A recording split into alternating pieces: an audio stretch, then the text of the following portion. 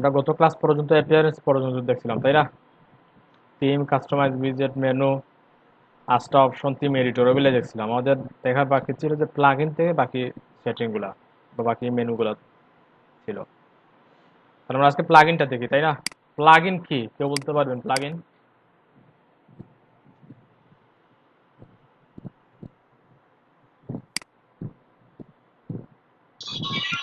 Plugging দিয়েও সব কাজ করা হয়। আমরা অনেক সময় একটা লেখা করার নিয়ম তখন প্লাগিং ইউজ করেও আমরা ওই ওয়ার্ডপ্রেসটা আমরা কন্ট্রোল করতে পারি। বুঝি না, অ্যাকচুয়ালি বুঝছি না, আবার ক্লিয়ার করে বলো।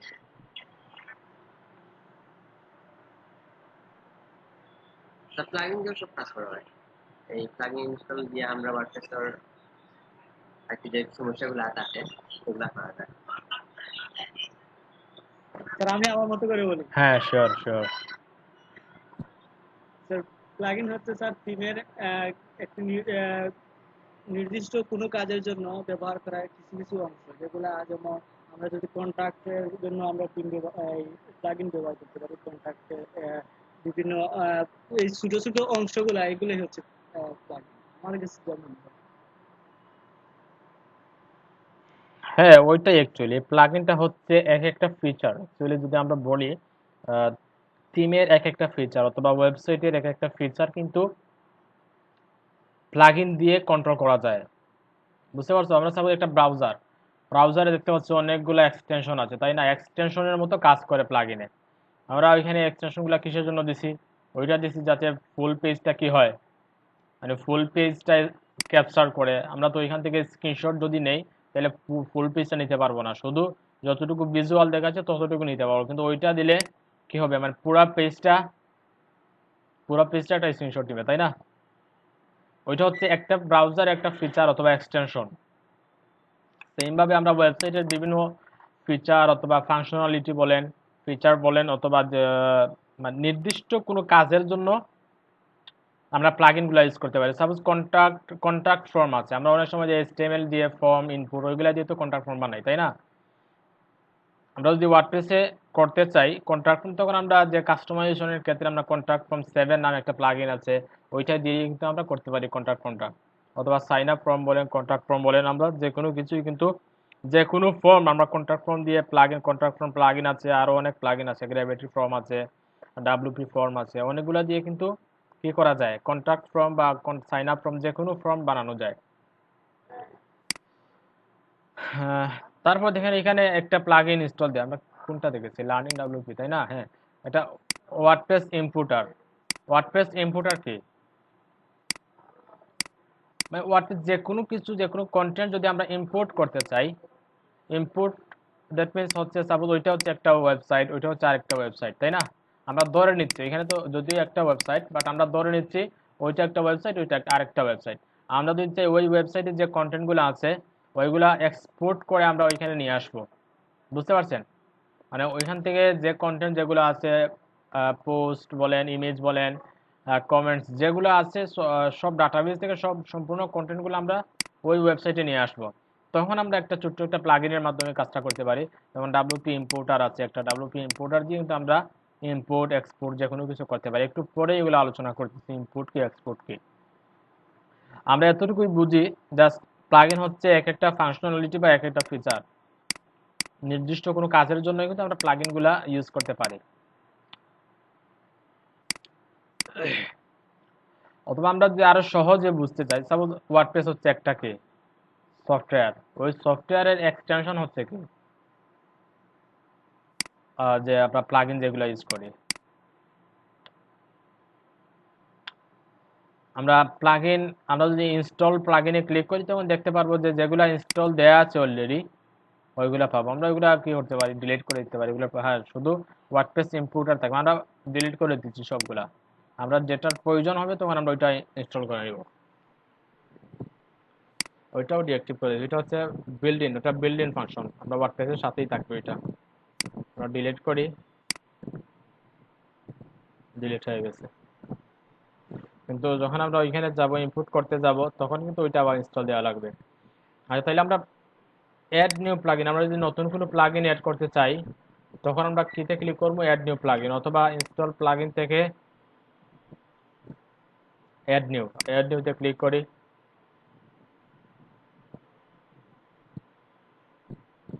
প্রচুর প্লাগইন আছে, হাজার হাজার প্লাগইন আছে, বুঝতে পারছেন? প্রচুর প্লাগইন দেখেন, ওগুলা ট্যাগ, ওগুলা দিয়ে কিন্তু প্লাগইন গুলো আছে। আমরা যে এখানে পপুলারে ক্লিক করি, পপুলারে ক্লিক করলে কিন্তু প্রচুর প্লাগইন দেখতে পারবো। এখন প্লাগইন সবগুলো তো নাম জানি না আমরা, তাইলে কোনটার কি কাজ কিভাবে বুঝবো, তাই না? আমরা যদি সাপোজ আমাদের কন্টাক্ট ফর্মের দরকার, আমরা ওয়েবসাইটে, ওয়ার্ডপ্রেস ওয়েবসাইটে কি করব, যে কন্টাক্ট পেজে আমরা একটা কন্টাক্ট ফর্ম নিয়ে আসব, যাতে কেউ যদি কন্টাক্ট পেজ কোথায় আছে, হ্যাঁ আছে, এখানে পেজ ক্রিয়েট করে আমরা দেখে নিব। যে কন্টাক্ট ফর্মে ক্লিক করার পরে এখানে একটা ফর্ম আসবে।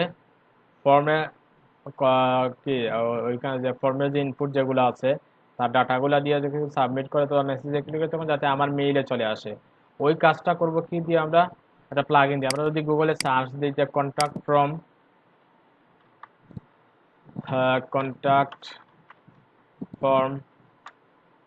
WP প্লাগইন, ওয়ার্ডপ্রেস প্লাগইন লিখে যদি সার্চ দিই আমরা, তাই কিন্তু সম্পূর্ণ প্লাগইন যেগুলো আছে ওগুলো কিন্তু পেয়ে যাবো। আমরা যেমন দেখতে পাচ্ছি WP ফর্ম আছে 12টা, বেস্ট ফর্ম প্লাগইন আছে ওয়ার্ডপ্রেসের জন্য। আমরা ওইগুলো কিন্তু সার্চ করে এখান থেকে নিয়ে এসে কিন্তু কাজ করতে পারবো। তবে WP ফর্ম আছে, তাই না? ওইটা হচ্ছে একটা প্লাগইন। এখন ওই প্লাগইনটা যদি আমরা সার্চ করি, যে ওয়ার্ডপ্রেসের যে রিপোজিটরি যেটা আছে, প্লাগইন রিপোজিটরি, এখানে যদি সার্চ করি আমরা WP ফর্ম, দেখেন WP ফর্মসটা চলে আসছে। দেখেন 3 মিলিয়ন অ্যাক্টিভ আছে এটা। তারপর আছে কি নিনজা ফর্ম আছে, নিনজা ফর্মও আমরা ইউজ করতে পারি। শুধু প্লাগইন গুলো কিভাবে ইনস্টল দিবেন এটা দেখাচ্ছি, কিভাবে প্লাগইন গুলো সার্চ করে নেবেন, আপনার কাঙ্ক্ষিত প্লাগইন বা যেটা চান আপনি এটা কিভাবে নিয়ে আসতে পারেন এটা দেখাচ্ছি।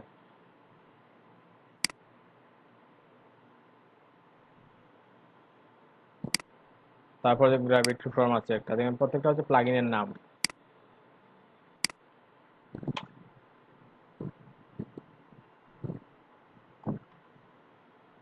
গ্র্যাভিটি ফর্ম সবথেকে পপুলার যে প্লাগইনটা হচ্ছে, আমরা দেখি যে অনেকে ইউজ করে কন্টাক্ট ফ্রম 7 সার্চ দিলে দেখতে পারবো যে কন্টাক্ট ফ্রম 7টা চলে আসছে। এটা 5 মিলিয়ন মানে অ্যাক্টিভ। তাহলে প্লাগইন এডিটর, যে প্লাগইন গুলো ইনস্টল দেওয়া আছে ওগুলো কিন্তু এডিট করতে পারবো চাইলে আমরা। Do not appear to have any plugin able, কোন প্লাগইন এর জন্য প্লাগইন এডিটরও আসছে না। আমরা যখন একটা প্লাগইন ইনস্টল করে নেই, অ্যাড নিউ প্লাগইন থেকে আমরা যে কোনো একটা প্লাগইন ইনস্টল করে নেই, হ্যাঁ ওইটা থাকবে। ওইটা হচ্ছে আপনার স্পামিং দূর করবে, কেউ স্পাম করতে পারবে না কমেন্টে। ওইটা বাই ডিফল্ট ওয়ার্ডপ্রেসে দিয়েই থাকে, ওইটা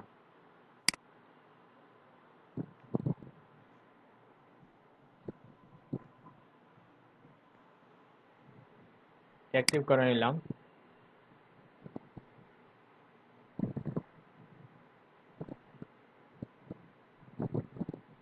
এখন যদি আমরা কোথায় যাই, কোথায় ছিলাম, হ্যাঁ প্লাগইন থেকে প্লাগইন এডিটরে যাই। আমরা থিম থেকে যেভাবে থিম এডিটরে গেছিলাম, প্লাগইন থেকেও প্লাগইন এডিটর দেখতে পাচ্ছি। থিমের যেভাবে দেখাইছে যে নোটিশটা, এখানে সেম ভাবে নোটিশটা দেখাইছে, দেখতে পাচ্ছি। Plugin, plugin name, plugin URL,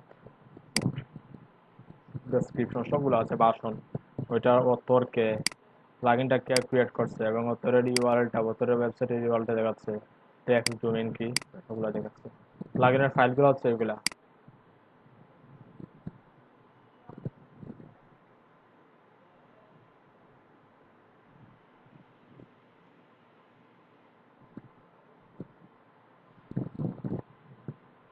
তাহলে প্লাগইন সম্পর্কে আশা করি মোটামুটি ধারণা পাইছেন আপনারা। একটু কথা বলেন, দুই একজন কথা বলেন। স্যার প্লাগইন কি PHP দিয়ে করা যায়? হ্যাঁ হ্যাঁ অবশ্যই পিএইচপি দিয়ে। ওয়ার্ডপ্রেসের সম্পূর্ণ সবগুলো পিএইচপি দিয়ে করা হয়।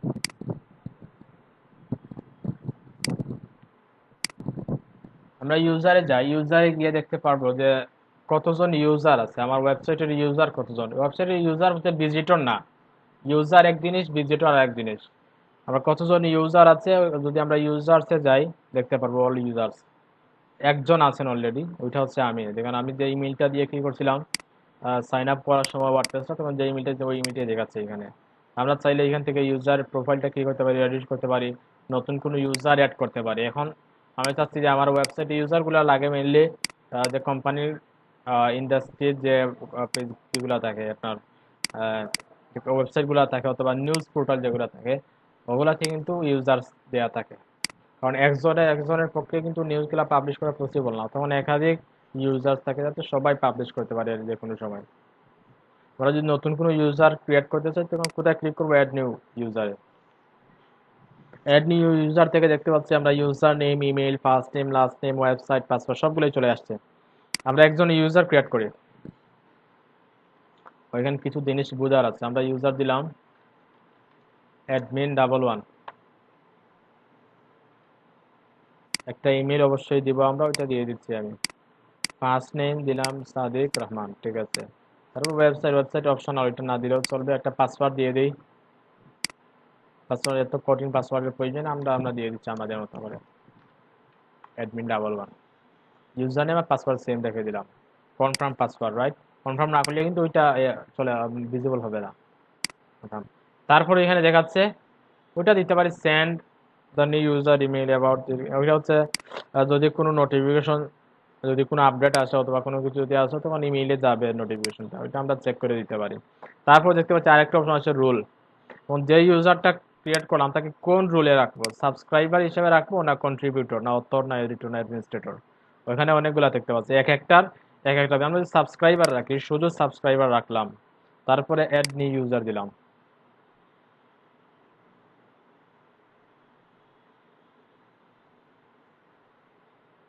দেখেন অলরেডি একজন ইউজার অ্যাড করে ফেলছি আমরা। এখন আমরা ওই ইউজার অ্যাড করলাম, আপনি কি করবেন, আমরা একটা কাজ করি, আর নতুন একটা স্যার সাবস্ক্রাইবার আর অ্যাডমিনিস্ট্রেটরের মধ্যে ডিফারেন্সটা কি আসলে? হ্যাঁ এখনই অথবা দেখাচ্ছে, ওগুলাই দেখাচ্ছে এখন। আমাদের হ্যাঁ এগুলাই দেখাচ্ছে, এজন্যই ইউজারটা ক্রিয়েট করছে। আমি ওইখান থেকে একটা প্রাইভেট মোড থেকে আমি ওয়ার্ডপ্রেসটা লগ ইন করে নিচ্ছি, local host slash learning WP slash WP admin.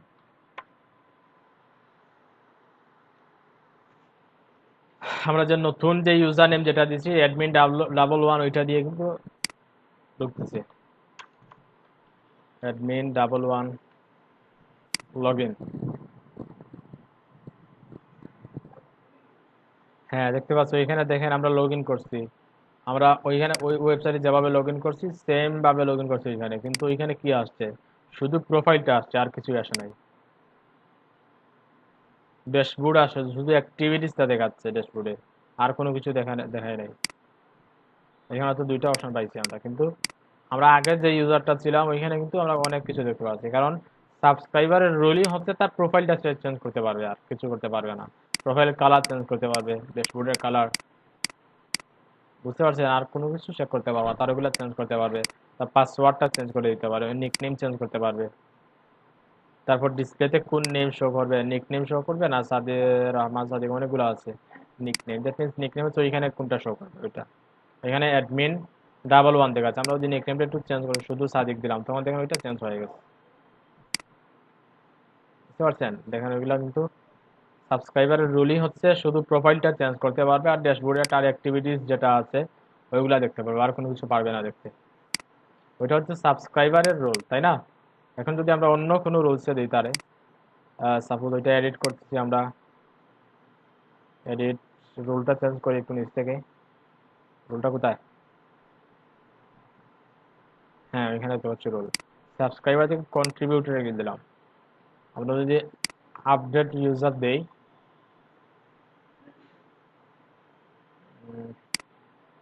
ওখানে ক্লিক করলাম, এখন রিলোড দিচ্ছি। হ্যাঁ আমরা কন্ট্রিবিউটরে দেখতে পাচ্ছি তার কিছুটা প্রমোশন হয়েছে, তাই না?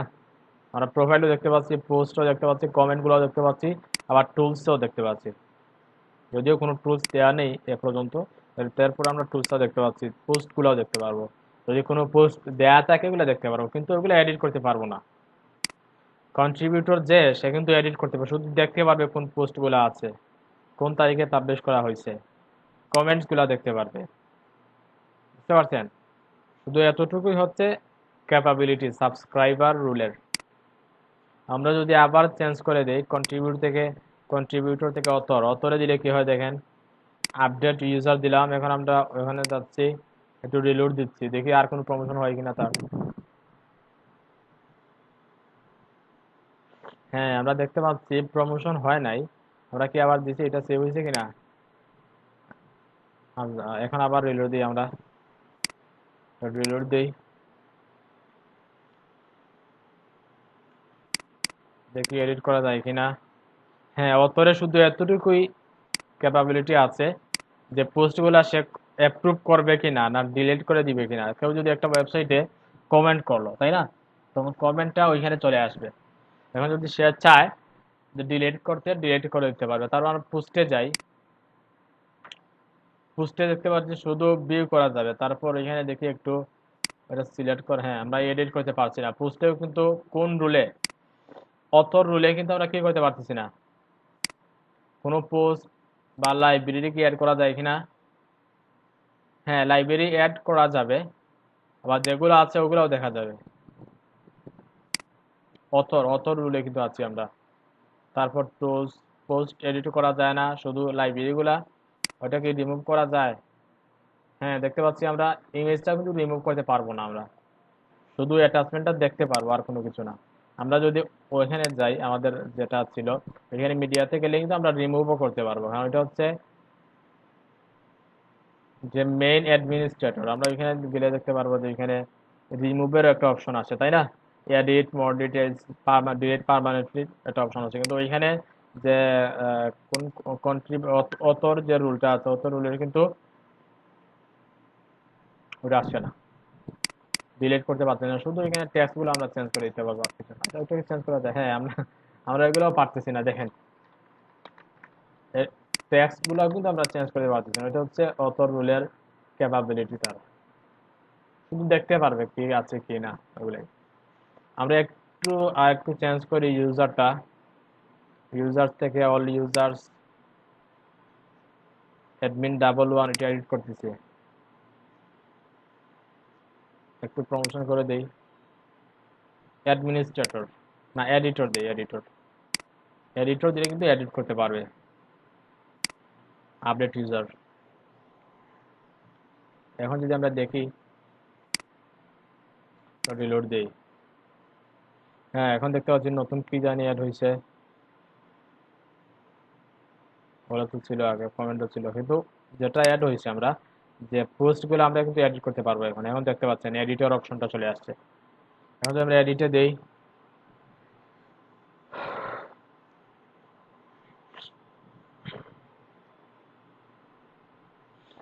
আমরা কিন্তু এডিট করতে পারবো এখন, কারণ আমরা কি দিচ্ছি দেখতে পাচ্ছি। হ্যাঁ, আমরা এডিট করা আমাদের দ্বারা পসিবল। এখন এখন যদি আমরা এডিট করতে পারবো, ওগুলা চেঞ্জ করে দেন, আমরা পাবলিশও করতে পারবো, আপডেট করে দিতে পারবো। আমরা ওগুলাও এডিট করতে পারবো। দ্যাট মিনস ওইটা কোন মোডে আছে বা কোন রোল দিচ্ছি তারে। অ্যাডমিন 11 কে যে এডিটর এখন যদি অ্যাডমিনিস্ট্রেটর দেই, অ্যাডমিনিস্ট্রেটর দিলে কিন্তু সম্পূর্ণ কাজ করতে পারবে। এখন আমরা ওইখানে যে কাজগুলো করতে পারবো, সব কাজগুলো কোথায় পাবে, করতে পারবে, এর অ্যাডমিনিস্ট্রেটর রুলে যে আছে।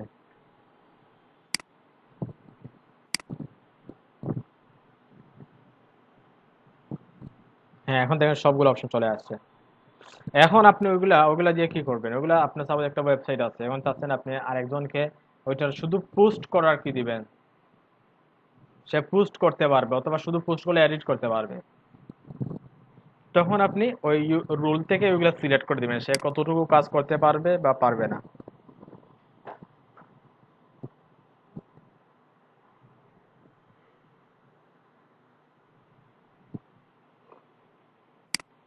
গুগলে যাই একটু আমরা, WP editor, editor role capabilities, এখানে কিন্তু আমরা সবগুলা দেখতে পারবো, কোনগুলা তার কি ক্যাপাবিলিটি আছে না আছে, সবগুলো কিন্তু আমরা এখানে দেখতে পারবো। আমরা যদি প্রয়োজন হয় আমরা ওইখান থেকে সার্চ করে কোন কোন রুলের কি কতটুকু ক্যাপাবিলিটি সে পাবে, কতটুকু অ্যাক্সেস তাকে দেওয়া হবে, ওরা গুগল থেকে সার্চ করে নিতে পারে, অথবা আমরা এখান থেকে তো দেখিয়ে দিলাম আপনাদের। নতুন ইউজার অ্যাড করতে পারবেন, আবার ইউজারের প্রোফাইল আপডেট করতে পারবেন, আপনার নিজের প্রোফাইলটা দেখতে পারবেন। আমি একটা কাজ করি, কালারটা একটু চেঞ্জ করে দিই, ওইটা রেখে দিই, একটু মোটামুটি ভালো লাগছে, বা ওইটাও ঠিক আছে। তারপরে দেখুন এখানে কিছু অপশন আছে। Disable the visual editor when writing. Visual editor disable করতে চাইলে আমরা ওইটা ডিসেবল করে দেবো। তারপর সিনট্যাক্স হাইলাইটিং দেখতে পাচ্ছি। আমরা যে থিম এডিটর যাওয়ার পর যে কোডিং যেগুলো আছে ওগুলো হাইলাইট ছিল, সিনট্যাক্সগুলো ঠিকঠাক সুন্দরভাবে ছিল। আমরা কোড এডিটর যেভাবে দেখি ওইভাবেই কিন্তু ছিল। এখন যদি আমরা চাই না ওইটা সিনট্যাক্স হাইলাইটিং থাকবে, শুধু আমরা যে নোটপ্যাড দিয়ে কোডগুলো, শুধু নোটপ্যাড প্লাস প্লাস না কিন্তু, শুধু নোটপ্যাড দিয়ে কোডগুলো ভিজুয়াল বা ওপেন করলে যেভাবে দেখায় ওইভাবে যদি চাই আমরা, যে থিম এডিটরে গেলে ওই কোডগুলো দেখাবে ওইভাবে, তখন আমরা ডিসেবল করে দিতে পারি। তারপর কিবোর্ড শর্টকাটে আপনারা যদি মোর ইনফরমেশনে যান কিছু জিনিস দেখতে পারবেন এখানে। তারপর আছে কি শর্ট টুলবার। আমরা যদি এটাকে হাইড করে দেই, এটা আনচেক করে দিলাম, দেন আমরা কি করলাম, একটু আপডেট করলাম, উপরের যে বারটা আছে ওইটা চলে যাবে। হ্যাঁ দেখতে পাচ্ছি ওইটা চলে যায় না, কোথায় থেকে চলে যাবে দেখতে পাচ্ছি, এখন কিন্তু ওইটা আছে। এখন যদি আমরা রিলোড দেই ওইটা,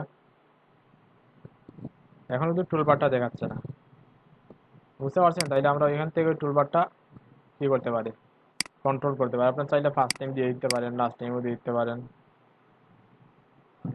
প্রোফাইল পিকচার এখানে ক্লিক করলে একটা একটা অ্যাকাউন্টে নিয়ে যাবে। অ্যাকাউন্ট করার পর ওই অ্যাকাউন্টের যে পিকচারটা দিবেন ওইটাই এখানে বসে যাবে। তারপর নিউ পাসওয়ার্ড, নতুন পাসওয়ার্ড এখান থেকে কি করতে পারবেন, সাপোজ আমরা অ্যাডমিন 11 দিচ্ছি তাই না, আমরা চাইলে এটাকে অ্যাডমিন 22 করে দিলেও পাসওয়ার্ডটা চেঞ্জ হয়ে যাবে। এখন আমরা ইউজার নেম দিব অ্যাডমিন 11, পাসওয়ার্ড দিব কি অ্যাডমিন 22।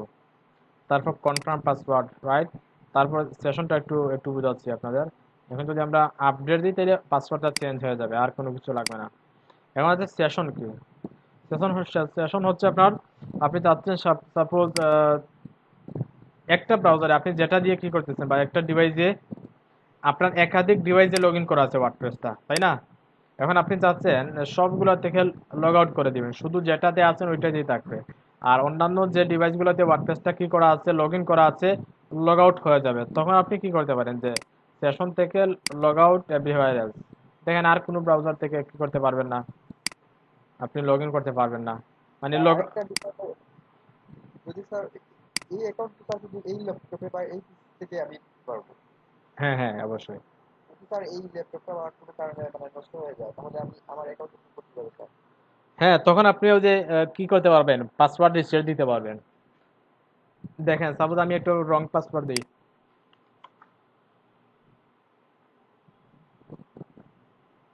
লগ আউট করি আমি, লগ আউট ওইখান থেকে আমরা লগ আউট করতে পারি।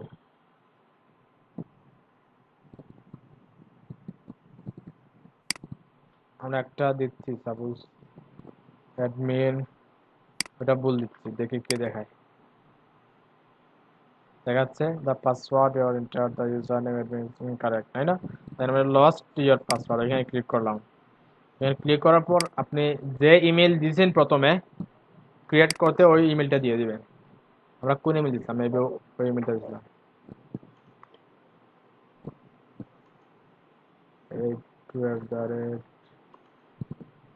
82@gmail.com।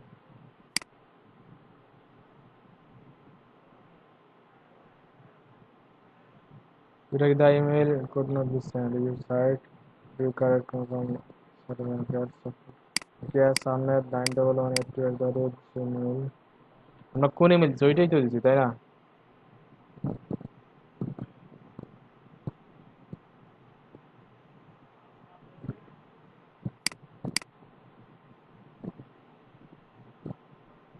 না ওইটা দেখতে হবে, কনফিগার করে নিতে হবে আমাদের, দেখি রিসেটিং এর পাসওয়ার্ড। এখানে কিছু জিনিস আছে, administrator screen menu, go to user on user, click the username and last edit it. Edit user can scroll down near password section and click the generate password button, right? If you want to change your generated password, you can overview by typing new password to provide password for your password. এটা দেখাচ্ছে যে আমরা ইউজারটা change করতে পারি কোথায় থেকে।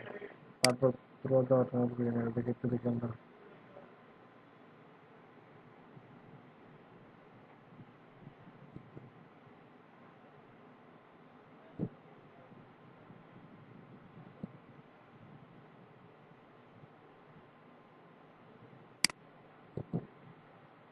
ওইটাই আমরা কাজ করবো দেখি।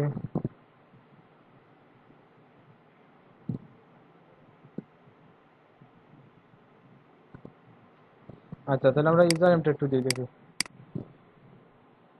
লস্ট ব্রাউজারের জন্য আমরা ইউজার নেমটা দিচ্ছি।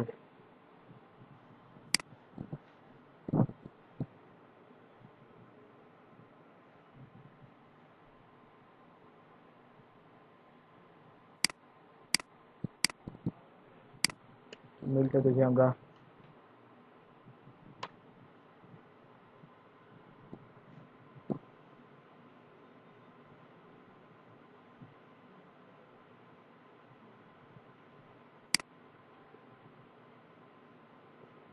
তো এটা লগ ইন করা না। আচ্ছা, ওইভাবে আসবে আপনাদের মেইলে চলে যাবে, বুঝছেন? যদি হয় না তাহলে পরে দেখে এখন আমার লগ ইন করতে হবে। হ্যাঁ, পারবে না, সমস্যা না, ওটা ম্যাটার না। আমরা ফেসবুক যেগুলো অ্যাকাউন্ট গুলো পাসওয়ার্ড গুলো যেভাবে ফরগট মারি অথবা রিচেক পাসওয়ার্ড ওগুলো ওইভাবে।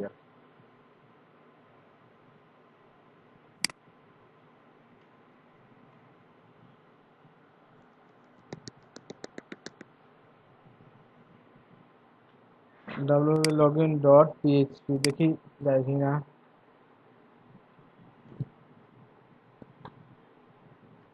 .php তাই না?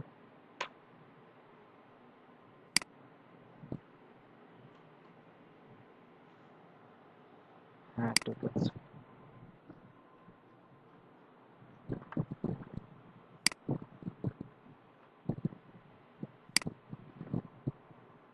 আচ্ছা, আমরা তো পাসওয়ার্ড চেঞ্জ করছিলাম তাই না? admin22 না কি দিছিলাম জানি। হ্যাঁ, 11 দিছি। বলো 22, ঠিক আছে। Double one. তাহলে 22 দিছি, তো 11 দিছি ওইটায়। আরেকটা যে অ্যাকাউন্ট করছিলাম আরেকজন ইউজার ওইখানে 11 দিছি।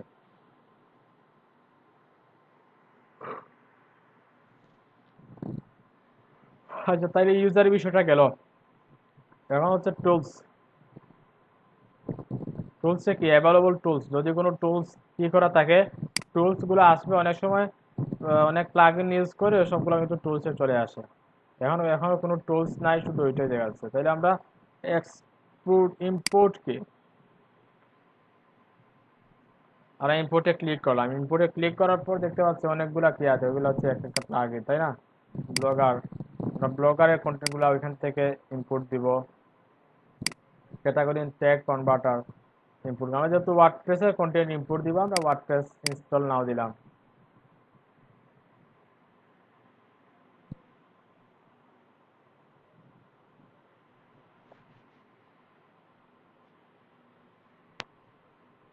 এখন যদি আমরা রান ইম্পোর্টার দিই,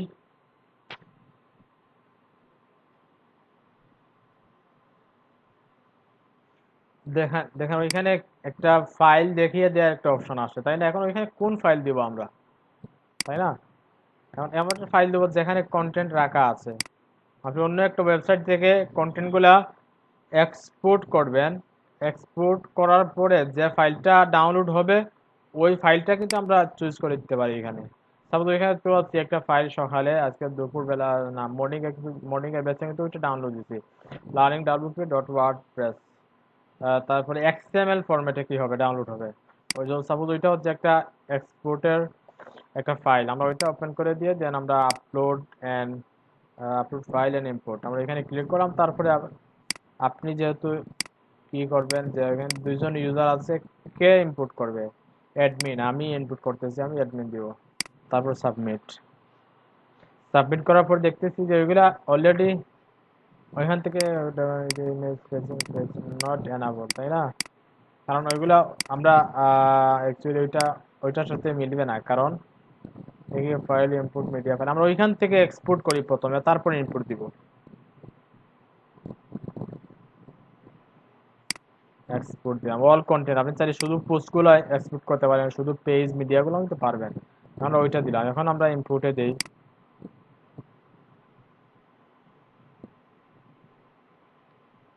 আমরা ওয়ার্ডপ্রেস রান ইনপুটার, আমরা ফাইলটা দেখিয়ে দিই। এটা আপলোড ফাইল আর ইম্পোর্ট admin।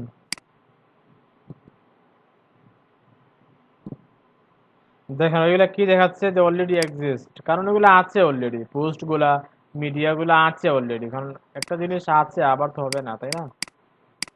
তার জন্য সবগুলা দেখাচ্ছে কিন্তু অলরেডি এক্সিস্ট। তাহলে আমরা বুঝতে পারলাম এতটুকু যে আমরা কোনো ওয়েবসাইটের কন্টেন্ট আমরা আরেকটা ওয়েবসাইটে আমরা কি করতে পারি, এক্সপোর্ট করে নিয়ে আসতে পারি। ঠিক আছে,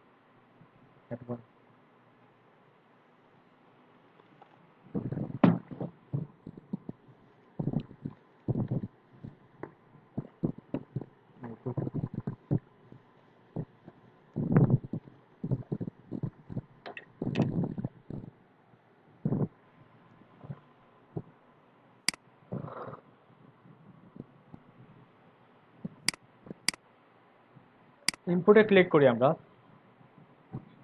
যদি ইনপুটে দেখি তাহলে কি কি ইনপুট হবে বা এক্সপোর্ট হবে, দেখেন input post page comments custom fields.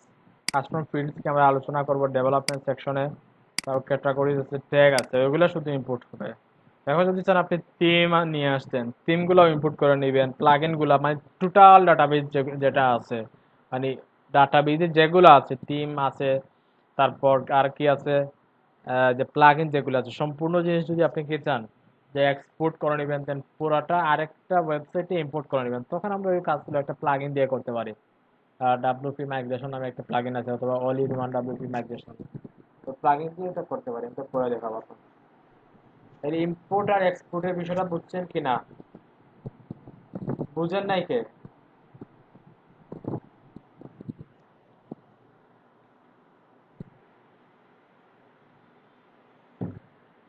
তাহলে সবাই বুঝছেন।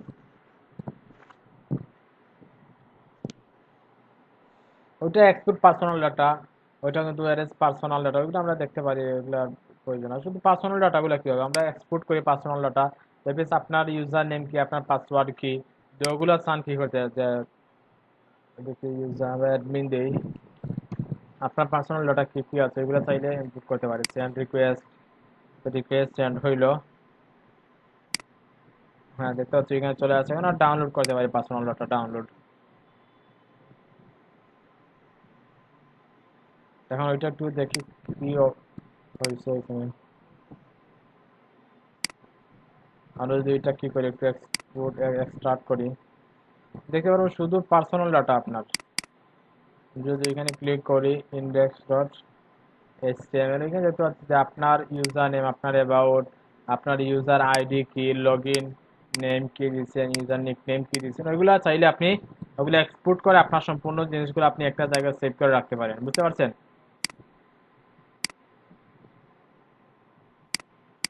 ওকে, তারপরে আরেকটা জিনিস যেটা আমরা সেটিংসে কিছু জিনিস আছে ইম্পর্টেন্ট, আমরা ওইগুলো একটু পরে দেখি, একটু ব্রেকে যাই, ব্রেকের পরে আমরা ওইগুলো দেখে নেব। আপনারা চারটা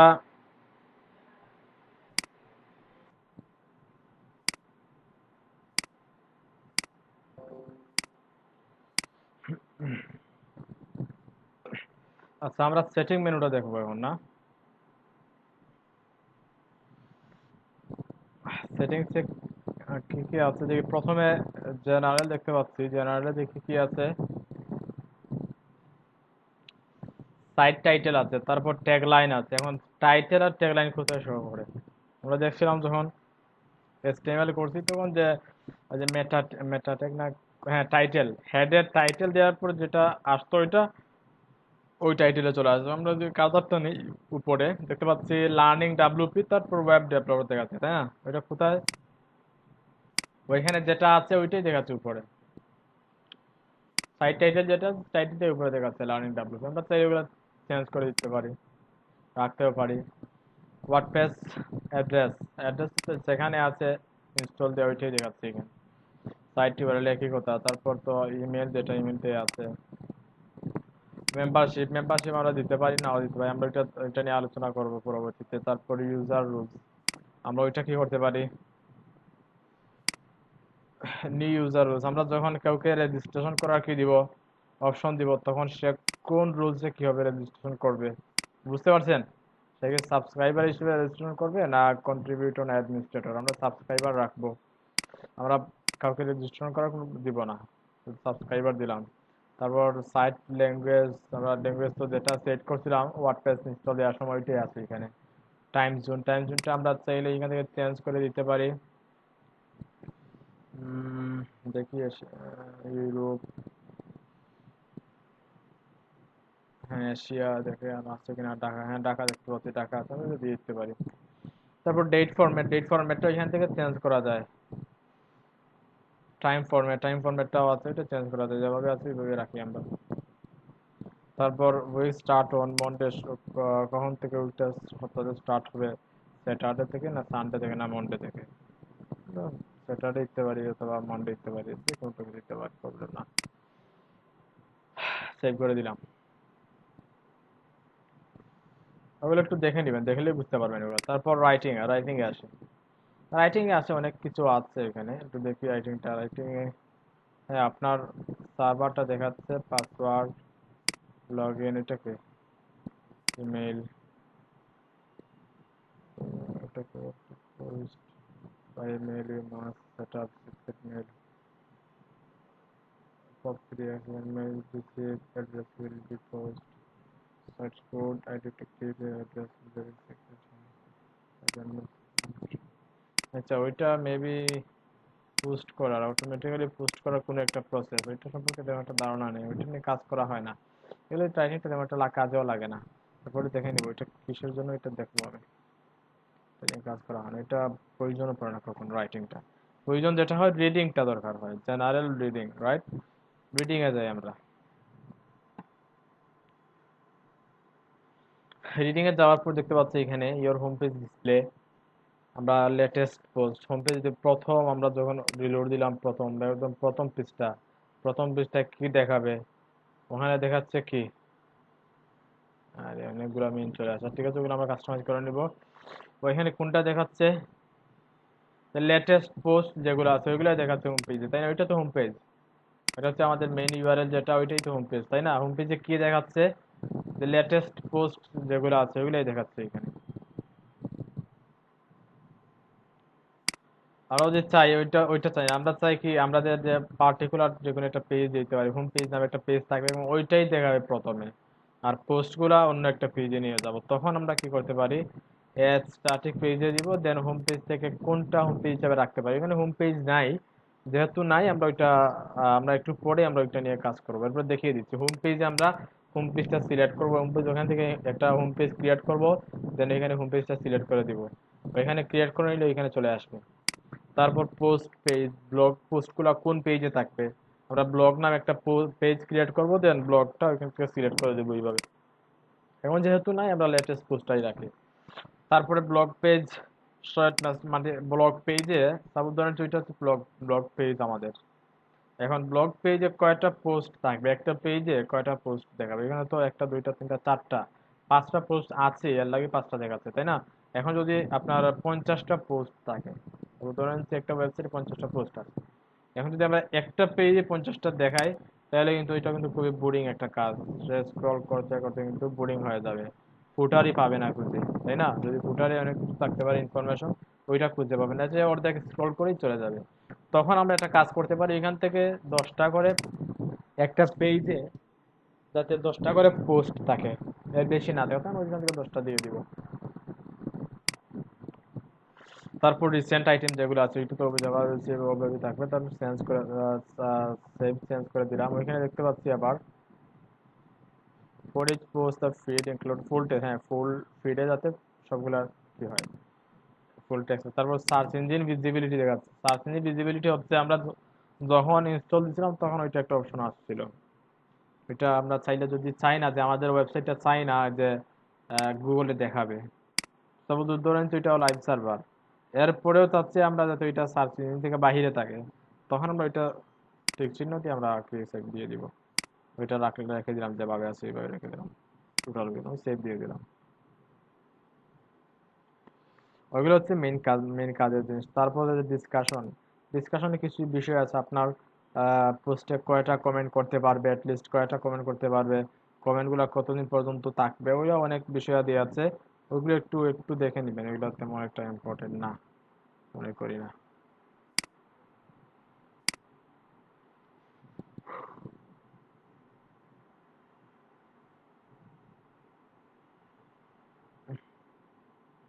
সেখানে এবার তারপর মিডিয়াতে কি দেখি, মিডিয়াতে দেখা যাচ্ছে যে থাম্বনেল, 3 ধরনের ইমেজ থাকে, তিনটা সাইজের ইমেজ থাকে একটা ওয়ার্ডপ্রেস ওয়েবসাইটে বাই ডিফল্ট। এখন যদি কেউ চায় যে থিম প্রোভাইডার, সে যদি চায় যে ইমেজের যাতে একটা থাকবে থাম্বনেল সাইজ, আর একটা থাকবে কি মিডিয়াম সাইজ, লার্জ সাইজ, আর একটা থাকবে গ্রিড ইমেজ সাইজ, আর একটা থাকবে কি যে স্লাইডার ইমেজ সাইজ, এরকম সে থিম ডেভেলপার যে সে কিন্তু কি করে দিতে পারে, ওগুলো অ্যাড করে দিতে পারবে। আমরা যখন ডেভেলপমেন্ট সেকশনে এই জিনিসগুলো দেখবো। তারপর থাম্বনেল সাইজ কত থাকে, 150 বাই 150 থাকে, 150 medium size 300 by 300, large size 1024 1024, wide 1024, height 1024। তারপর আমরা চেঞ্জ করে দিতে পারি যদি এগুলো প্রয়োজন হয়। কখন আমাদের চাচ্ছি থাম্বনেল সাইজটা 200 বাই 200, তখন আমরা 200 বাই 200 করে দিতে পারি, তারপর সেভ দিয়ে দিব। তারপরে খুবই ইম্পর্টেন্ট যে বিষয়টা মিডিয়ার পরে পারমালিঙ্ক, পারমালিঙ্কটা খুবই ইম্পর্টেন্ট। দেখেন আমরা একটা পোস্ট এখন ভিউ করি, সাপোজ আবার টেস্ট পোস্ট যেটা আছে ওটা একটু ওপেন করলাম। ওপেন করার পরে দেখতে পাচ্ছি উপরে যে লিঙ্কটা জেনারেট হচ্ছে ওইটাই হচ্ছে মেইনলি পারমালিঙ্ক। বুঝতে পারছেন, ওইটা হচ্ছে পারমালিঙ্ক, পুরো ইউআরএলটা হচ্ছে কি পারমালিঙ্ক। আমরা যদি দেখি একটু, ওইখানে কমন সেটিং, ওইখানে ডেট এন্ড নেম দেওয়া আছে তাই না।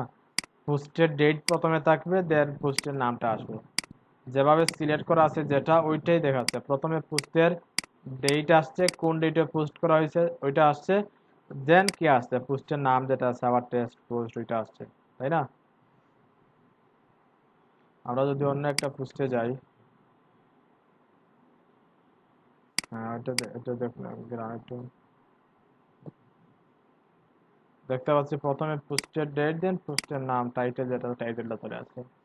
আমরা যদি এখানে দেই মান্থ এন্ড ডে, সব প্রথমে মাসের নাম আসবে, কোন মাসে দেওয়া হয়েছে পোস্টটা, তারপরে পোস্টের নামটা থাকবে, নিউমেরিক শুধু কি থাকবে, আইডিটা থাকবে, তারপরে পোস্ট নেম দেই।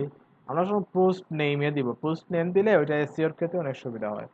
কারণ যদি এখানে আপনার ইউআরএল যে ডেটটা থাকে, ডেটটিকে কেউ সার্চ দিবে গুগলে অবশ্যই না, সে কি লিখে সার্চ দিবে, টাইটেলে আপনি যেটা দিবেন ওইটা যদি কিওয়ার্ড ফুল থাকে তখন ওই টাইটেলটা লিখে সার্চ করলে আপনার ইউআরএল, যেহেতু ইউআরএলই দিচ্ছেন আপনার কিওয়ার্ড, সাপোজ ওয়েব ডিজাইন, শুধু ওয়েব ডিজাইন লিখে কেউ সার্চ দিল, তখন কি আসবে, ওয়েব ডিজাইন রিলেটেড যে ইউআরএল যেগুলো আছে ওয়েবসাইটে, অথবা টাইটেল যেগুলো দেয়া আছে ওয়েবসাইটে, ওই টাইটেলটা প্রথমে খুঁজে ইউআরএল, মানে ওয়েব ডিজাইন কিওয়ার্ডটা গুগলের কোন ওয়েবসাইটের ইউআরএল দেয়া আছে, বুঝতে পারছেন। তারপরে খুঁজে কি টাইটেল, কোন ওয়েবসাইটের টাইটেলে দেয়া আছে, তখন যদি আমরা কি কোথায় দিব, প্রথমে দিব পারমালিঙ্কে আমরা দিতে হলে পোস্ট নেমটা দিয়ে দিব সেট করে, তখন শুধু পোস্টের নামটা থাকবে ওইখানে, বুঝতে পারছেন। পোস্টের আমরা ইউআরএলও দিলাম, কিওয়ার্ডটা দিয়ে দিলাম, টাইটেল তো আর আছে, এই টাইটেল থেকেই কিন্তু ইউআরএলটা জেনারেট হয়ে যাবে, টাইটেল যেটা থাকবে সেম ওইটা হয়ে যাবে এখানে। আমরা চাইলে টাইটেলগুলো বা ইউআরএলটা চেঞ্জও করে দিতে পারি। পারমালিঙ্কটা আমরা সাপোজ ওইখানে রাখলাম, পোস্ট নেমে দিয়ে আমরা সেভ করে দেবো। অলওয়েজ পোস্ট নেমে রাখা ট্রাই করা, কাস্টম স্ট্রাকচারও দিতে পারি, প্রথমে যাতে ইয়ারটা থাকে, পোস্ট নেম থেকে তারপর ইয়ার, তারপর মিনিট, সেকেন্ড, অনেক সবগুলো আছে, আমরা দিয়ে দিতে পারি সবগুলো। ওগুলো কখনো ওইগুলো দিব না, যদি একান্ত প্রয়োজন হয় তো আমরা দিতে পারি। আমরা পোস্ট নেমে রাখবো সবসময়।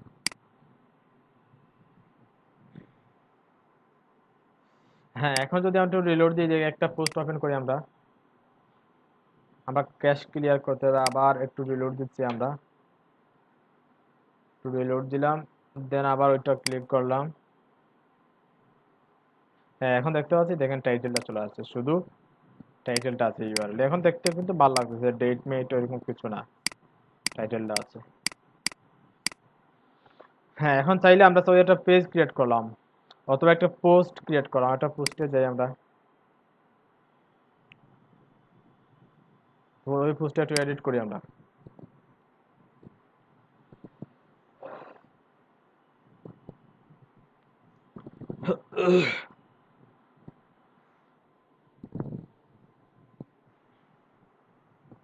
হ্যাঁ দেখেন,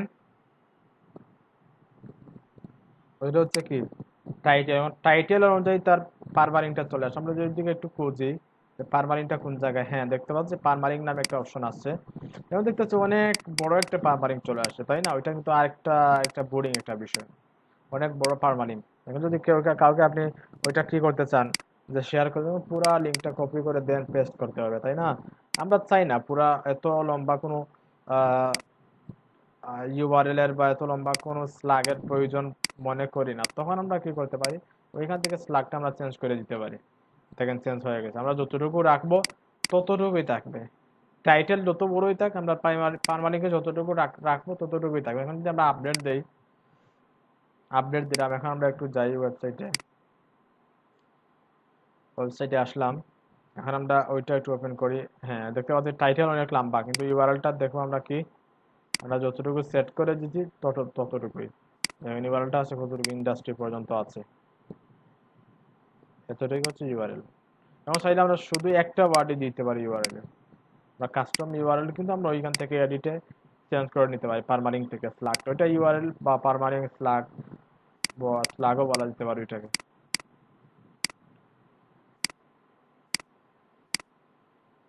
হ্যাঁ তারপর দেখি আর কি আছে, আমরা অপশন গুলো দেখি আর।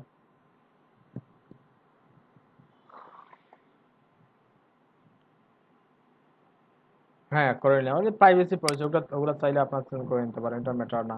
আর ওইটা আসছে আপনার ওই যে কি আছে না ওইখান থেকে, আমরা দেখেন প্রাইভেসি পলিসির জন্য একটা পেজ ক্রিয়েট করতে পারি, এবং ওই পেজে আমরা প্রাইভেসি পলিসি গুলা সেট করে দিতে পারি।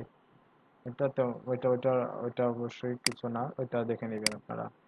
সাপোজ এখানে একটা পেজ ক্রিয়েট করলেন প্রাইভেসি পলিসি, দেন এখান থেকে প্রাইভেসি পলিসি পেজটা সিলেক্ট করে দিলেন, দেন ওই পেজটা হয়ে যাবে কি প্রাইভেসি পলিসি। সাপোজ আমরা এখানে দেখতে পাচ্ছি একটা পেজ আছে অলরেডি, প্রাইভেসি পলিসি নামে হয়তো একটা পেজ আছে।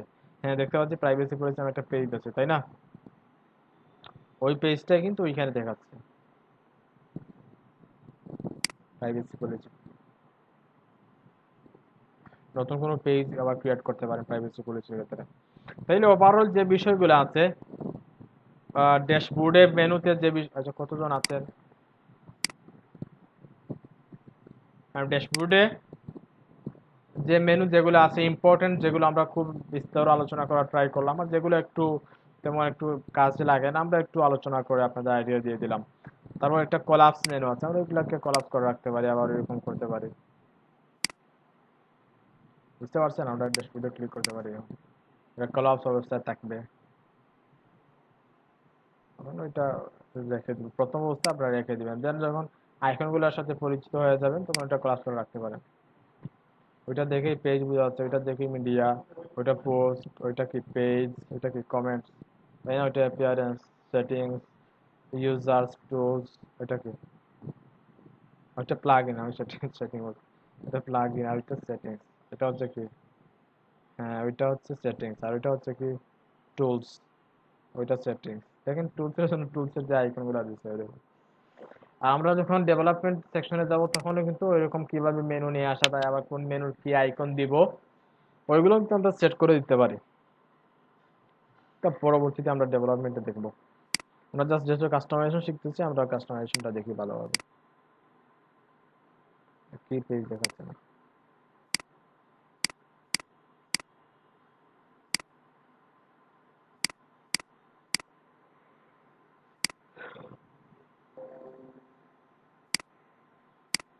হ্যাঁ, এখন আমরা কি করব, এখন আমরা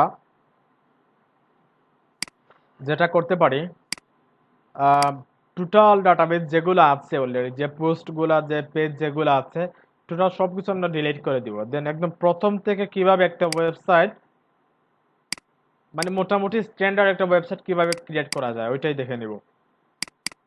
জি স্যার। আর স্যার কোনো স্কিম কি আছে স্যার এরকম যে মানে সব কিছু ফ্রি আছে যেখানে মানে সব ইউজ করা যাবে সব স্কিমসের ভিতরে? অনেকখানে তো স্যার একটা সাইড আছে ওইগুলো প্রো ভার্সন বা ওই যে অনেকগুলো প্রো ভার্সন থাকে। সবকিছু ফ্রি দিবে না, কোনো ফ্রি থিমে সবকিছু দেয় না। এরপরেও অনেক থিম আছে, যাবো আমরা আস্টা থিম যেটা ইউজ করি, অনেক অনেক কিছু পাওয়া যায়, অনেক স্টার্টার টেমপ্লেটও পাওয়া যায়। আবার ওশান ডাব্লিউপি আছে একটা, অনেক ফ্রি থিমেও কিন্তু প্রিমিয়াম কিছু জিনিস পাওয়া যায়, বুঝতে পারছেন। আবার প্রিমিয়াম থিম আমরা ইউজ করি, আমরা আরো এত যে কোনো ক্লাসে আমরা প্রিমিয়াম থিম নিয়ে কাজ করব। আবার ওকমার্স থিম, ওকমার্স প্লাগইন নিয়ে আমরা কাজ করবো, আপনাদের দেখাবো। আপনারা একটু ঠিকঠাক হয়ে যান, ড্যাশবোর্ড সম্পর্কে একটু পরিচিত হয়ে যান, দেন আমরা অ্যাডভান্স কাস্টমাইজেশনে চলে যাব। আর যেটা বলছো তুমি যে আহ, সবকিছু সবকিছু ফ্রি থিমে দিবে না, কারণ সবকিছু যদি দিয়ে দেয় তাহলে তার তো বিজনেস হচ্ছে না, হবে না। অবশ্যই কিছু জিনিস রাখবে, কিছু প্রিমিয়াম করে রাখবে। আমি বলতে চাইছিলাম যে এরকম ফ্রি আর কি কোনো ও একটা নর্মাল আচ্ছা, ওয়েবসাইট হ্যাঁ হ্যাঁ হ্যাঁ, অবশ্যই ফ্রি দিয়ে কিন্তু করা যায়। ফ্রি দিয়ে আপনারা একদম স্ট্যান্ডার্ড একটা ওয়েবসাইট করতে পারবেন। ফ্রি থিম দিয়েও কিন্তু অনেক চমৎকার চমৎকার থিম করা যায়, ওয়েবসাইট করা যায়। তারপর আমরা পেজ বিল্ডার সম্পর্কে যখন আলোচনা করব, তখন আপনি যে কোনো ধরনের স্টাইল করতে পারবেন, যে কোনো ধরনের কালার, হেডারে কালার, ফুটারে, মানে এভরিথিং আপনি করতে পারবেন। আমরা যখন পেজ বিল্ডার সম্পর্কে নিয়ে পেজ বিল্ডার নিয়ে কাজ করব, এলিমেন্টর আছে, ভিজুয়াল কম্পোজার আছে, তারপর আরো অনেক পেজ বিল্ডার আছে। আমরা প্রায়োরিটি দিব বেশি এলিমেন্টরটাকে, কারণ এখন এখন ট্রেন্ডি পেজ বিল্ডার যেটা হচ্ছে একটা এলিমেন্টর, এলিমেন্টটা খুবই বেশি চলে। তারপর ডিবি বিল্ডার আছে, এবারটা ফ্যাশন বিল্ডার আছে, ওইটা পার্টিকুলার ডিবি থিমের জন্য বা যে কোনো জায়গায় ইউজ করা যায়। ডিবি থিম ইনস্টল দিয়ে দেন, সফটওয়্যার নাকি? হ্যাঁ না, ওগুলা পেজ বিল্ডার যে ওইখানে প্লাগইন প্লাগইন হিসাবে পাওয়া যায়। আমরা দেখেন, আমরা ইনস্টল প্লাগইনে যাই,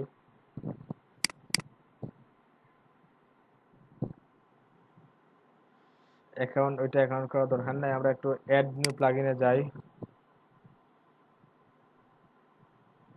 আমরা সাপোজ একটা এলিমেন্টর পেজ বিল্ডার আছে, তাই না, আমরা এলিমেন্টর লিখলাম।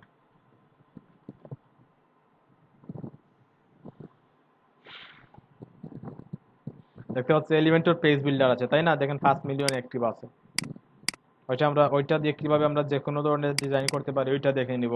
তাছাড়া আমরা এলিমেন্টর প্রো ভার্সনটাও আপনাদের দিয়ে দিব, পেজ করতে পারবেন। প্রো ভার্সন আছে, এলিমেন্টর প্রো ভার্সন আমার কাছে আছে, আপনাদের দিয়ে দিব। প্রো ভার্সন স্যার মানে কিভাবে আমরা ইউজ করতে পারি? হ্যাঁ দেখিয়ে দিব, আমি দেখিয়ে দিব।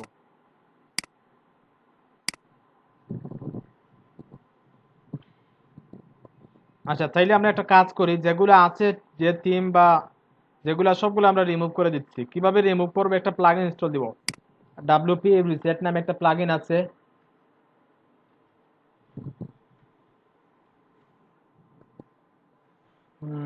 WP reset. ওই প্লাগইনের মাধ্যমে আমরা টোটাল বিষয়গুলো, ডাটাবেসটা ক্লিয়ার করে নিব। ডাব্লিউপি রিসেট, এটা আমরা একটু করে নিচ্ছি, ইনস্টল করলাম।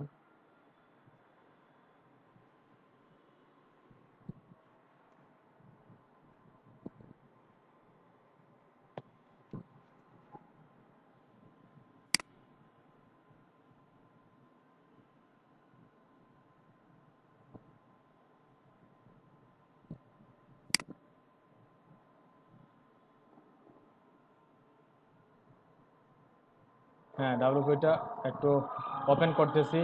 এখন আমরা, আচ্ছা আদানটা শেষ হোক।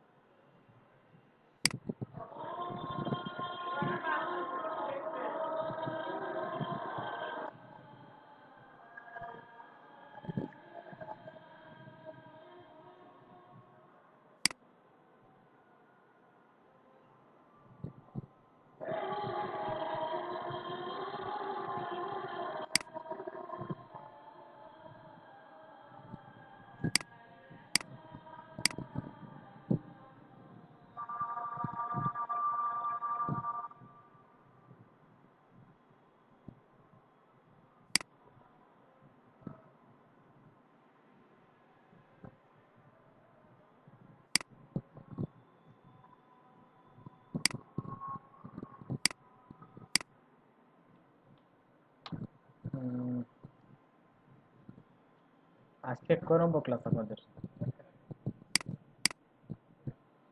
ডাব্লিউপি রিসেট প্লাগইনটা একটু অ্যাক্টিভ করছিলাম, এখন আমরা ওপেন করবো। এটা কোথায় পাবো? আমরা প্লাগইনে গেলেই পাবো, অথবা যদি আমরা একটু চেক করি টুলসে, হ্যাঁ টুলসে কিন্তু পেয়ে যাচ্ছে ডাব্লিউপি। এটা হচ্ছে এক ধরনের টুলস। আমরা ওপেন করলাম, ওপেন করার পরে আমরা কি করব, ওখানে রিসেট লিখে লিখে দিলাম, রিসেট, দেন রিসেট সাইট, সবকিছু কিন্তু রিসেট হয়ে যাচ্ছে।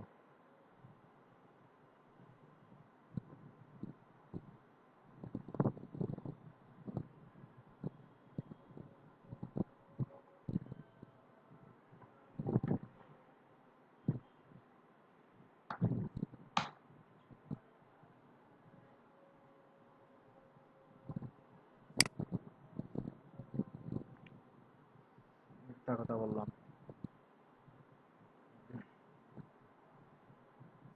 আচ্ছা, এখন যদি আমরা পোস্টে যাই দেখতে পাবো কোনো পোস্ট নাই। একটা পোস্ট আছে, ওইটা থাকবে, ওইটা বাই ডিফল্ট ওয়ার্ডপ্রেসের থাকে ওইটা। একটা পোস্ট থাকবে, একটা কমেন্ট থাকবে, দুইটা পেজ থাকবে, সিম্পল পেজ থাকবে, দেখতে পাচ্ছি দুইটা পেজ থাকবে। প্রাইভেট আমরা ওগুলো তুলে দেবো, আমরা আমাদের মতো করে এটা করে নেব। তারপর পোস্ট আছে, পোস্টটা ডিলিট দিতে পারি, ক্র্যাশ। ওকে, কোনো কিছুই নাই। মিডিয়াতে যাই, কোনো মিডিয়া নাই, তাই না? কোনো মিডিয়া নাই। আমরা একটু সাইটটা ভিউ করে দেখি কি আছে কি কি নাই। ডাজ নট এক্সিস্ট, আবার রিলোড দিই আমরা, ওই তিনটা কিন্তু পাচ্ছে না, আবারও পাচ্ছে না। আমরা ওইখান থেকে একটু ভিউ করি।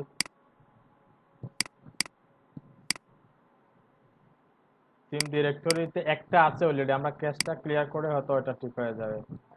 একটা টিম যে 20, হ্যাঁ আমরা টিমটাও কিন্তু ডিলিট দিয়ে দিচ্ছিলাম, দেখি একটু টিমে যাই। 2020 কিন্তু ওইটা কিন্তু আমরা ডিলিট দিয়ে দিচ্ছি, ওইটা সেট হয়ে গেছে, এই ডিটেল দেওয়ার পরে ওইটা সেট হয়ে গেছে বাই ডিফল্ট, কিন্তু ওইটা পাচ্ছে না, তাই না? এর জন্য কিন্তু ওইটা এরর দেখাচ্ছে। কিন্তু আমরা চাই না ওইটা, আমরা চাই আস্টার টিম যেটা আছে ওইটা অ্যাক্টিভ করে নেব। এখন দেখেন আস্টার টিমটা অ্যাক্টিভ হয়ে গেছে, তাই না? আমরা ওইগুলো একটু অ্যাপিয়ারেন্স থেকে টিম আমরা ওইগুলো একটু তুলে দিই, এগুলো আমরা পরবর্তীতে ওইগুলো নিয়ে কাস্টমাইজ করবো। আপনার স্টার্টার টেমপ্লেট যেগুলো, ওইগুলো পরবর্তীতে ওইগুলো নিয়ে কাজ করবো। আমরা কোথায় ক্লিক করবো এখন? তো একটু রিলোড দিই। হ্যাঁ, আমরা দেখতে পাচ্ছি আস্টার টিম যেটা আছে ওইটা চলে আসছে। এখন আমরা কোন টিমটা ক্রিয়েট করব, তাই না? আমরা প্রথমে একটা ডকুমেন্টেশন বা একটা ডক বানিয়ে নিই, যেটা দিয়ে আমরা ওয়েবসাইট ক্রিয়েট করতে পারি। সাপোজ ক্লায়েন্টে কি করে, সাধারণত অনেক ক্লায়েন্ট আছে যারা একটা ডকুমেন্ট ফাইল বা টেক্সট ফাইলের মাধ্যমে করি, আমরা ওয়ার্ড ফাইল না নিয়ে টেক্সটের মাধ্যমে করি। সাপোজ তার লোগো হচ্ছে, অথবা তার লোগো নেম, অথবা তার কোম্পানি নেম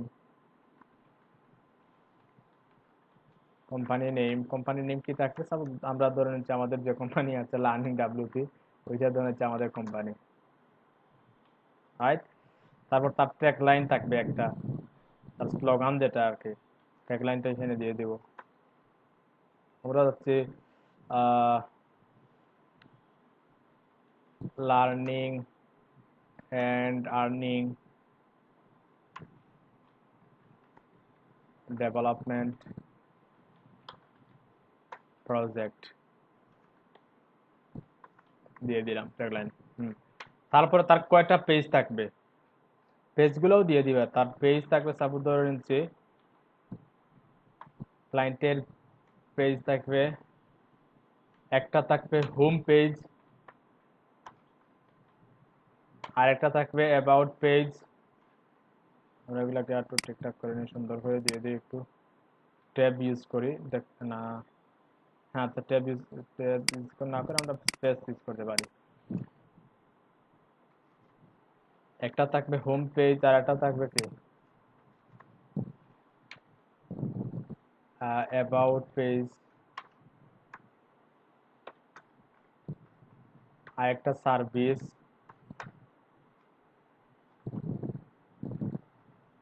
ওইটা হচ্ছে কি তার সার্ভিস পেজ।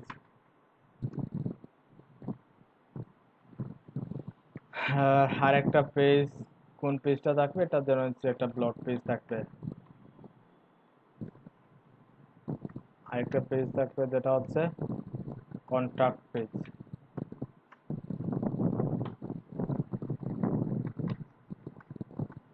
কন্টাক্ট পেজ, হ্যাঁ। এখন প্রত্যেকটা পেজে কোন কন্টেন্ট গুলো থাকবে। সাপোজ ধরে নিচ্ছি আমরা হোম পেজে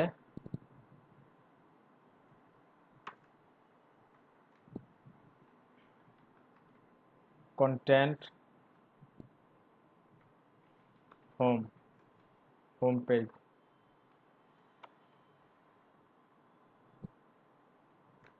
আমরা কিছু ডামি কন্টেন্ট নিয়ে আসতেছি।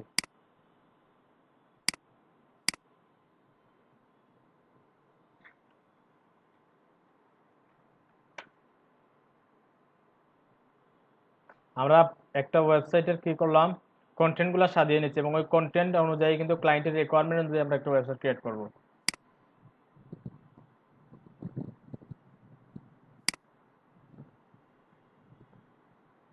আমরা ধরুন যে জাস্ট এতটুকুই তার কন্টেন্ট, হোম পেজের কন্টেন্ট এতটুকুই, জাস্ট আর কোনো কিছু নাই। আমরা একদম সিম্পল একটা ওয়েবসাইট ক্রিয়েট করতেছি। তারপর একটা অ্যাবাউট পেজ আছে, তাই না? অ্যাবাউট পেজে কোন কন্টেন্ট গুলো থাকবে, ধরুন হচ্ছে অ্যাবাউট পেজে ওইটা। তারপর সেম ভাবে সার্ভিস পেজেও সার্ভিস পেজ, ওইটাতেও ধরে নিচ্ছি ওইটা, মানে একটু ডিফারেন্ট থাকবে, আমরা ধরে নিচ্ছি আর কি ওইটা।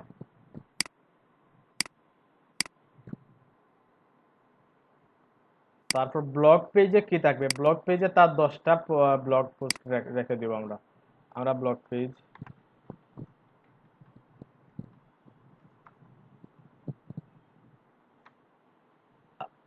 10 ব্লগ পোস্ট, 10টা পোস্ট রাখবো ব্লগ পেজে। তারপর কন্টাক্ট, কন্টাক্ট পেজে কি থাকবে, কন্টাক্ট ফর্ম লিখে দিলাম। তাইলে পেয়ে গেলাম আমরা, কিন্তু তার টোটাল বিষয়টা আমরা মোটামুটি পেজের কন্টেন্ট গুলো। এখন সে যে এখানে শুধু কন্টেন্ট দিবে এরকম না, সে ইমেজও দিতে পারে। যদি ডিজাইন উইথাউট ডিজাইন কোনো ক্লায়েন্ট আছে তাইলে ওইরকম আসবে। আমরা কিন্তু শুধু শুধু আপনার যে ওয়েবসাইটটা ক্রিয়েট করব ওই ওয়েবসাইট কন্টেন্টগুলো আগে সাজিয়ে নিচ্ছি, দেন কন্টেন্ট ওয়াইজ আমরা আমাদের ওয়েবসাইটটা ক্রিয়েট করে নেব। এখন অনেক ক্লায়েন্ট আছে ওইরকম কন্টেন্ট দিয়ে দিবে, তখন ডিজাইনটা আপনার নিশ্চয় করে দিতে হবে। অনেক ক্লায়েন্ট আছে সে তার ডিজাইন করে দিবে, অনেক ক্লায়েন্ট আছে একটা ওয়েবসাইটের স্যাম্পল দিবে, তাই না? অনেক ক্লায়েন্ট আছে একটা পিএইচডি ফাইল দিবে, পিএইচডি ফাইল থেকে বলবে যে ওইটা ওয়ার্ডপ্রেস করে দাও। অনেক আছে পিডিএফ ফাইল দিবে, পিডিএফ থেকে ওয়েবসাইট করে দিতে হবে। অনেকে আছে যে পিজি দিবে, যে পিজি থেকে ওয়েবসাইট করে দিতে হবে। বুঝতে পারছেন? আমরা জাস্ট কন্টেন্ট থেকে একটা ওয়েবসাইটটা কিভাবে ক্রিয়েট করতে ওইটা দেখে নিচ্ছি। কন্টাক্ট ফর্ম থাকবে, কন্টাক্ট পেজে, ব্লগ পেজে 10টা ব্লগ পোস্ট থাকবে, সার্ভিস পেজে ওই কন্টেন্ট গুলো থাকবে, পাশাপাশি আরো ইমেজও থাকবে। বুঝতে পারছেন? তাহলে মোটামুটি একটা স্ট্রাকচার আমরা মোটামুটি কন্টেন্ট গুলো সাজিয়ে নিলাম এবং ওই কন্টেন্ট ওয়াইজ কিন্তু আমরা কি করে নিব, আমাদের ওয়েবসাইটটা করে নিব। এটা সেভ করে নিলাম। হ্যাঁ, এখন যেহেতু আমরা একটা ওয়ার্ডপ্রেস থিম কি করে নিছি, ইনস্টল করে নিছি, এখন প্রথম কাজ হচ্ছে আমাদের যে পেজ যেগুলো আছে পেজগুলো ক্রিয়েট করে নেওয়া।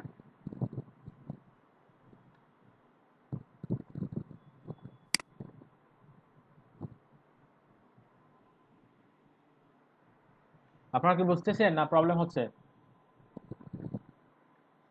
বুঝতেছি স্যার। হোম পেজ আমরা পাবলিশ করে দিলাম, পরবর্তীতে ডিজাইন করব, হোম পেজটা ডিজাইন করব পরে, আমরা জাস্ট পেজগুলো ক্রিয়েট করে নিচ্ছি।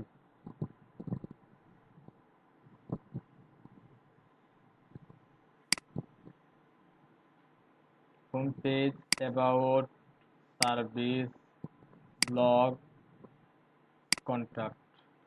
হ্যাঁ, এখন আমরা এখানে করে নিব সবগুলা।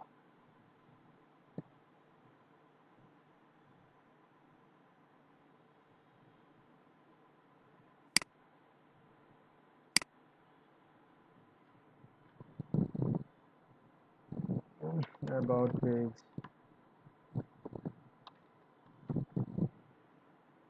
পাবলিশ,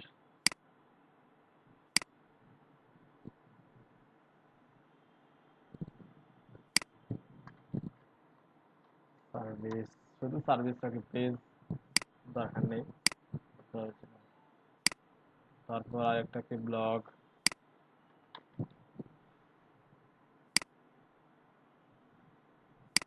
পাবলিশ করে দিলাম ব্লগটা। তারপর একটা হচ্ছে কন্ট্যাক্ট, তাই না? কন্ট্যাক্টটা আমরা কি করে দিলাম, পাবলিশ করে দিলাম।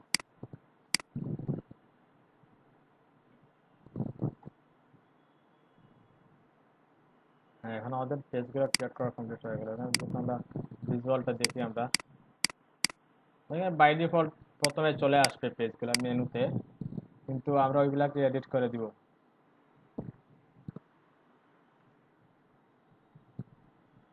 দেখতে পাচ্ছি যেগুলো ছিল ওইগুলা চলে আসছে, কিন্তু ওইগুলো আমরা ওইভাবে রাখবো না, আমরা আমাদের মতো করে ওগুলা সাজিয়ে নিব। কিভাবে সাজিয়ে নিব?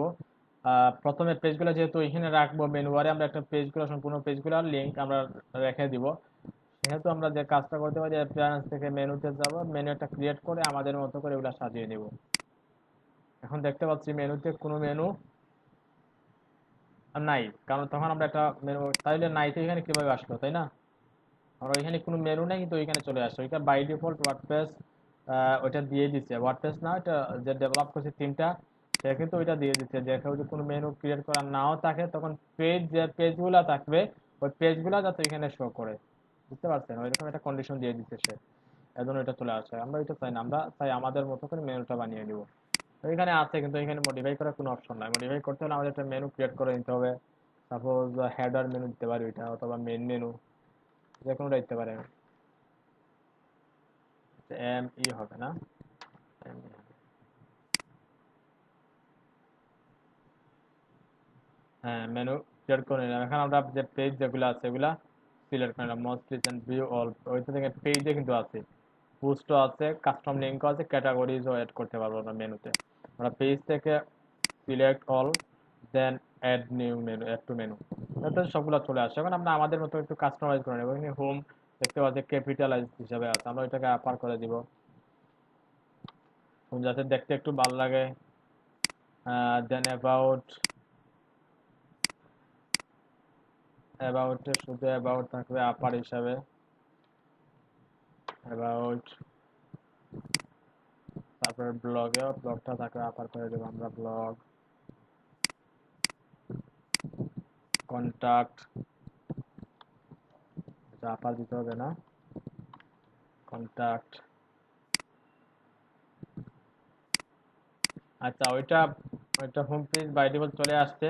যে কাজটা করতে পারি আমরা ওইটা ওইভাবে রেখে দিতে পারি, আর হোম পেজ যেটা আছে ওইটা আমরা রিমুভ করে দিতে পারি, এটার প্রয়োজন নাই। যদি একটা হোম আছে অলরেডি, যা কাস্টম লিঙ্ক দেওয়া আছে, তারপরে কিন্তু ওইখানে ইউআরএলটা বসে আছে, ওইটা বাই ডিফল্ট চলে আসছে মেনুটা ক্রিয়েট করার সময়। সার্ভিসটা আমরা কি করে দেবো, এটা ঠিকঠাক করে দেবো। আর কি সার্ভিস,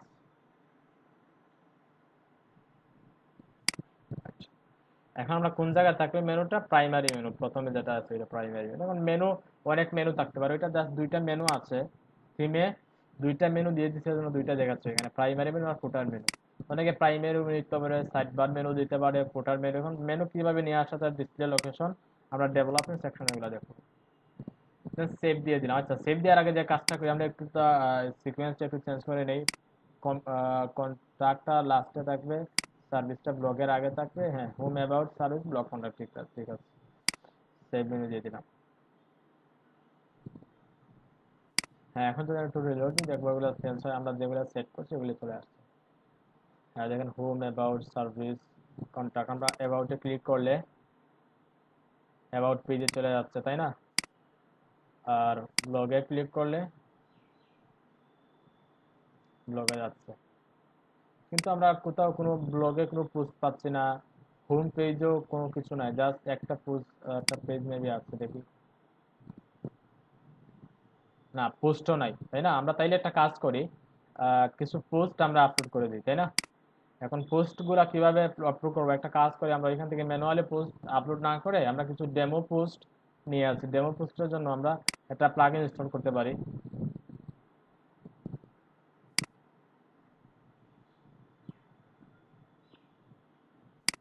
অ্যাড নিউতে ক্লিক করলাম। প্লাগইনের নাম হচ্ছে ফেকার পেজ।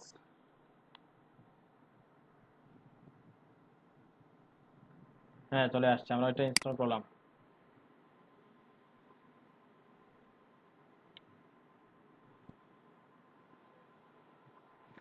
এটা ইনস্টল হচ্ছে। আর আপনি তো সবগুলোর নাম জানেন, কিন্তু আমরা কিভাবে পাবো? কোনোটা হ্যাঁ আস্তে প্রয়োজন আস্তে হলে আস্তে অবশ্যই আস্তে আস্তে পেয়ে যাবেন সবগুলা, নাম জেনে যাবেন। আমি তো বললাম একটু আগে যে দেখি কিভাবে যখন যেটা প্রয়োজন হবে, সাপোজ ওইটা কোথা থেকে আমি পেলাম, তাই না? আমি গুগলে যদি আপনি একটু সার্চ দেন যে ডাব্লিউপি ডেমো পোস্ট, বুঝতে পারছেন, অথবা ডেমো পোস্ট ডাব্লিউপি প্লাগইন, আমরা তো ওইটাই চাচ্ছি, ডেমো পোস্ট চাচ্ছি, তাই না? দেখেন এখানে আমি সার্চ করছিলাম কিছুক্ষণ আগে যে demo blog post WP plugin. আপনি গুগলে সার্চ দেওয়ার পরে দেখেন ফেকার পেজটা চলে আসছে, বুঝছেন তো? আপনারা সার্চ করে ফেলে পেয়ে যাবেন প্লাগইন, একটু ডাব্লিউপি প্লাগইন কিওয়ার্ডটা অ্যাড করে দিলে কিন্তু প্লাগইনটা চলে আসবে। আমরা যেভাবে কন্ট্যাক্ট ফর্মের জন্য ডাব্লিউপি প্লাগইন দিয়েছি, কন্ট্যাক্ট ফর্ম ডাব্লিউপি প্লাগইন, তখন কন্ট্যাক্ট ফর্ম ক্রিয়েট করার জন্য যে প্লাগইনগুলো আছে সবগুলা কিন্তু কি চলে আসছে, তার একটা লিস্ট চলে আসছে, বা একটু নিচে গেলে আমরা সবগুলা পেয়ে যাব। অথবা ডাব্লিউপি মাইগ্রেশন, মাইগ্রেশন হচ্ছে মানে ক্লোন, অথবা ডাব্লিউপি ক্লোনের জন্য যদি আমরা কি চাই, মানে একটা ওয়েবসাইট আমি পুরোটা মাইগ্রেট করে নেব, এটা একটা ওয়েবসাইট থেকে আরেকটা ওয়েবসাইটে, মানে একটা ওয়েবসাইট আমার আছে এখন, ধরে নিতে একটা ওয়েবসাইট আছে এখন, ওই ওয়েবসাইটের সম্পূর্ণ কন্টেন্টগুলো আমি আমার আরেকটা ওয়েবসাইটে আরেকটা সার্ভারে নিয়ে যাব। দ্যাট মিনস ওইটা হচ্ছে ক্লোন, একটা ওয়েবসাইটকে ক্লোন করে নিব অথবা মাইগ্রেট করে নিব। তখন ওইটার জন্য আমরা কিভাবে প্লাগইন, কোন প্লাগইনটা খুঁজবো, আমরা যদি গুগলে সার্চ দেই যে ডাব্লিউপি মাইগ্রেশন প্লাগইন, দেখেন মাইগ্রেশন প্লাগইন চলে আসছে অলরেডি, অনেকে সার্চ করছে ওইটা চলে আসছে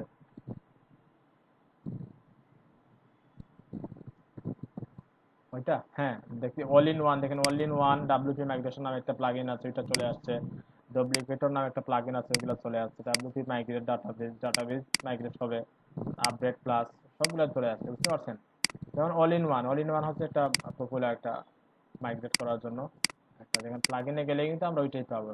আমরা ওইটা অ্যাক্টিভ করে নিই, যে প্লাগইনটা দেখি, ট্র্যাকার পেজটা আমরা অ্যাক্টিভ করে নিচ্ছি।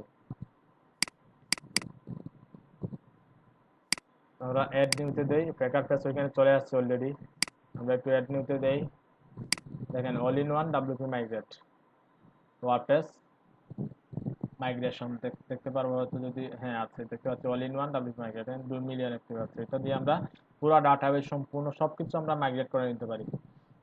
দেন ওইটা যে ফাইলটা ডাউনলোড হবে, ওই ডাউনলোড ফাইলটা যদি আমরা যেখানে চাচ্ছি নিয়ে যাবো আমাদের ওয়েবসাইটটা, সেখানেই আমরা কি করে দেবো, ওইটা ইনস্টল দেওয়ার পরে ইম্পোর্টের অপশন আছে, আমরা মাইগ্রেশনটা পরে দেখবো, ওয়ার্ডপ্রেস কমপ্লিট হওয়ার পরে আমরা মাইগ্রেশনটা দেখে নেব।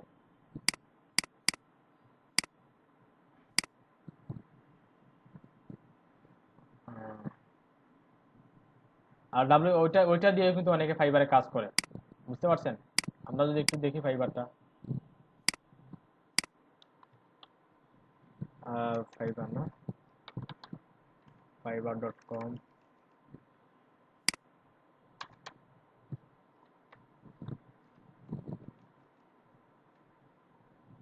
.com-এ গেলাম,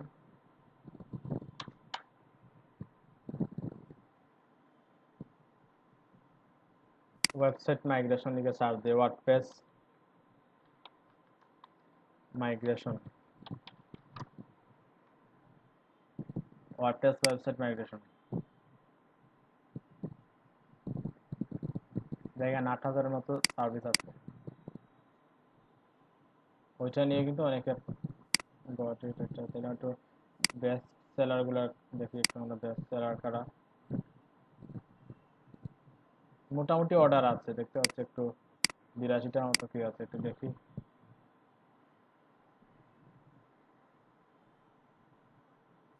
এটা কাজ তেমন একটা নাই অবশ্য, বাট কাজ করে অনেকে, দেখতে পাচ্ছি। কাজ যদি না করে তাহলে 8,000-এর মতো কি আসতো এটা সার্ভিস।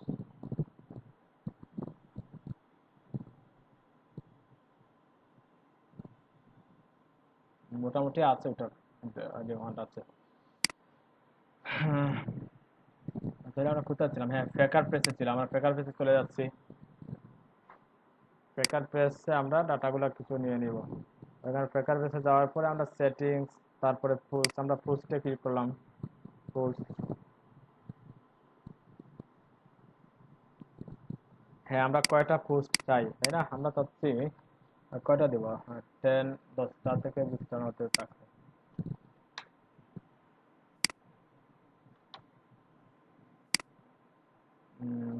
তারপর পোস্ট টাইপ, পোস্ট থাকে, আমরা চাইলে পেজও ক্রিয়েট করে নিতে পারি, বুঝছেন? আমরা পেজ দরকার নেই, আমরা শুধু পোস্টটা নিয়ে নিব। তারপর কোয়ান্টিটিতে দিয়ে দিলাম, ডেট দিয়ে দিলাম, প্রবলেম না। কমেন্ট, অ্যালাউ কমেন্ট, অথর আছে, অথর দিয়ে দিতে পারি। পোস্ট কে করছে, হ্যাঁ দিচ্ছে এগুলা। তারপর কন্টেন্ট সাইজ 5, প্যারাগ্রাফ 5টা প্যারাগ্রাফ থাকবে।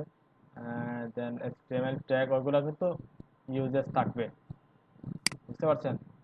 ওগুলো ইউজেস থাকবে প্যারাগ্রাফে। স্যার কন্টেন্ট সাইজটা ওইটা স্যার কি?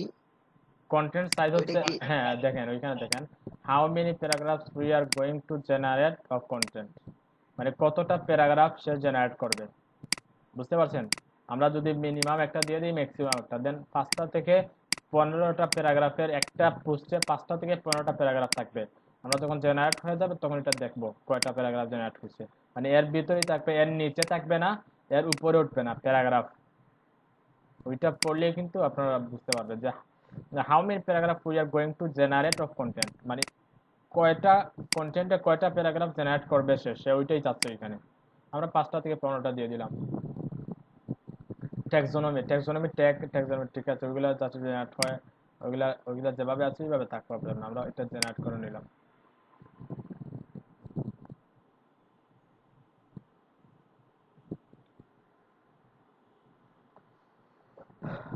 একটা থিমে স্যার যেগুলা সুবিধা দিব আমরা সেগুলা সুবিধাই পাবো আর কি। হ্যাঁ হ্যাঁ রাইট।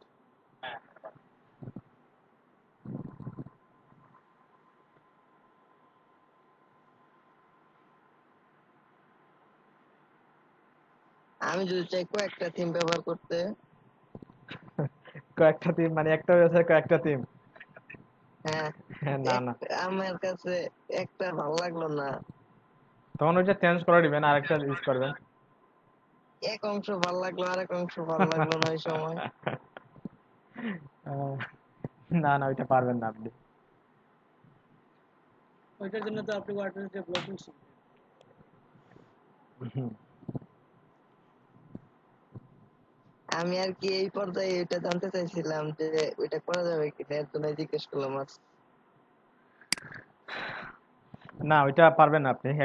একটা থিমের মানে একটা থিমের একটা অংশ আপনার ভালো লাগছে ওইটা রাখবেন, আর একটা থিমের একটা অংশ ভালো লাগছে ওইটা রাখবেন, তাই না? থিমটা ডিএক্টিভ করার পরে যে অংশটা রাখবেন ওইটা তো চলে যাবে, ওটা কি থাকবে? কারণ একটা থিমই তো আপনি ইনস্টল হ্যাঁ, দিতে পারবেন। চলে যাবে, ঠিক আছে। হ্যাঁ, জেনারেট হয়ে গেছে অলরেডি। আমরা দেখতে পাচ্ছি, আমরা যদি একটু পোস্টে যাই, অল পোস্টে যাই, দেখতে পারবো সম্পূর্ণ পোস্ট যেগুলো আছে। হ্যাঁ, অলরেডি দেখতে পাচ্ছি অনেকগুলো পোস্ট হয়ে গেছে, জেনারেট হয়ে গেছে। 20টা আইটেম, আমরা যে 20টা দিয়েছিলাম ওই 20টাই জেনারেট হয়েছে। এখন আমরা ওয়েবসাইটে যাই, একটু রিলোড দিই,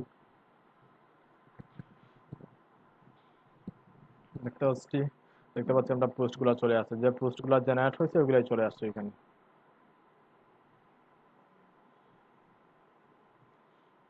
তার পেকার পেজ দিয়ে মানে একসাথে অনেকগুলো পোস্ট করা যাবে। হ্যাঁ, ওটা ডামি পোস্ট, ওটা অ্যাকচুয়াল পোস্ট না, ডামি পোস্ট। আমরা লরেম ইসলাম যেভাবে ডামি কন্টেন্ট, ওইগুলো আর কি, বুঝছো? জি স্যার। হ্যাঁ, ওইটা কোনো কাজের না, ওইটা আমরা পরবর্তীতে, এখন আমাদের দরকারের জন্য ওইটা নিলাম, কিন্তু একটা ওয়েবসাইটে কি এটা দামি কন্টেন্ট থাকবে? এগুলা তো কোনো অর্থহীন কন্টেন্ট, এগুলো কোনো অর্থ নাই, চলো রেমিসন থেকে নিয়ে নিচ্ছি। ইমেজগুলো এটা ফ্রি ইমেজ, ওগুলো রাখবো না আমরা।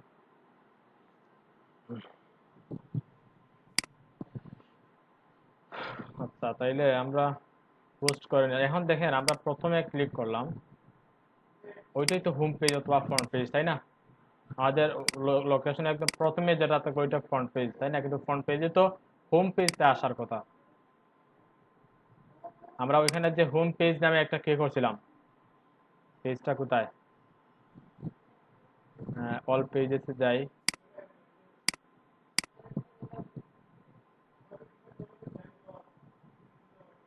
ওইটা হোম পেজ, তাই না? ওইটার হোম পেজের একটু ভিউটা দেখি আমরা।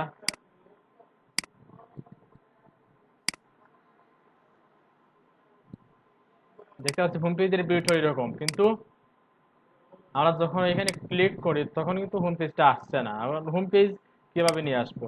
আমরা চাই যখন আমাদের মেন ইউআরএল একদম প্রথম যে পেজটা, ওইটাই তো হোম পেজ, তাই না? প্রথম পেজে কোনটা থাকবে? আমরা যে হোম পেজটা ক্রিয়েট করছি ওইটাই থাকবে। ওইটা কিভাবে নিয়ে আসবো? কারো জানা আছে?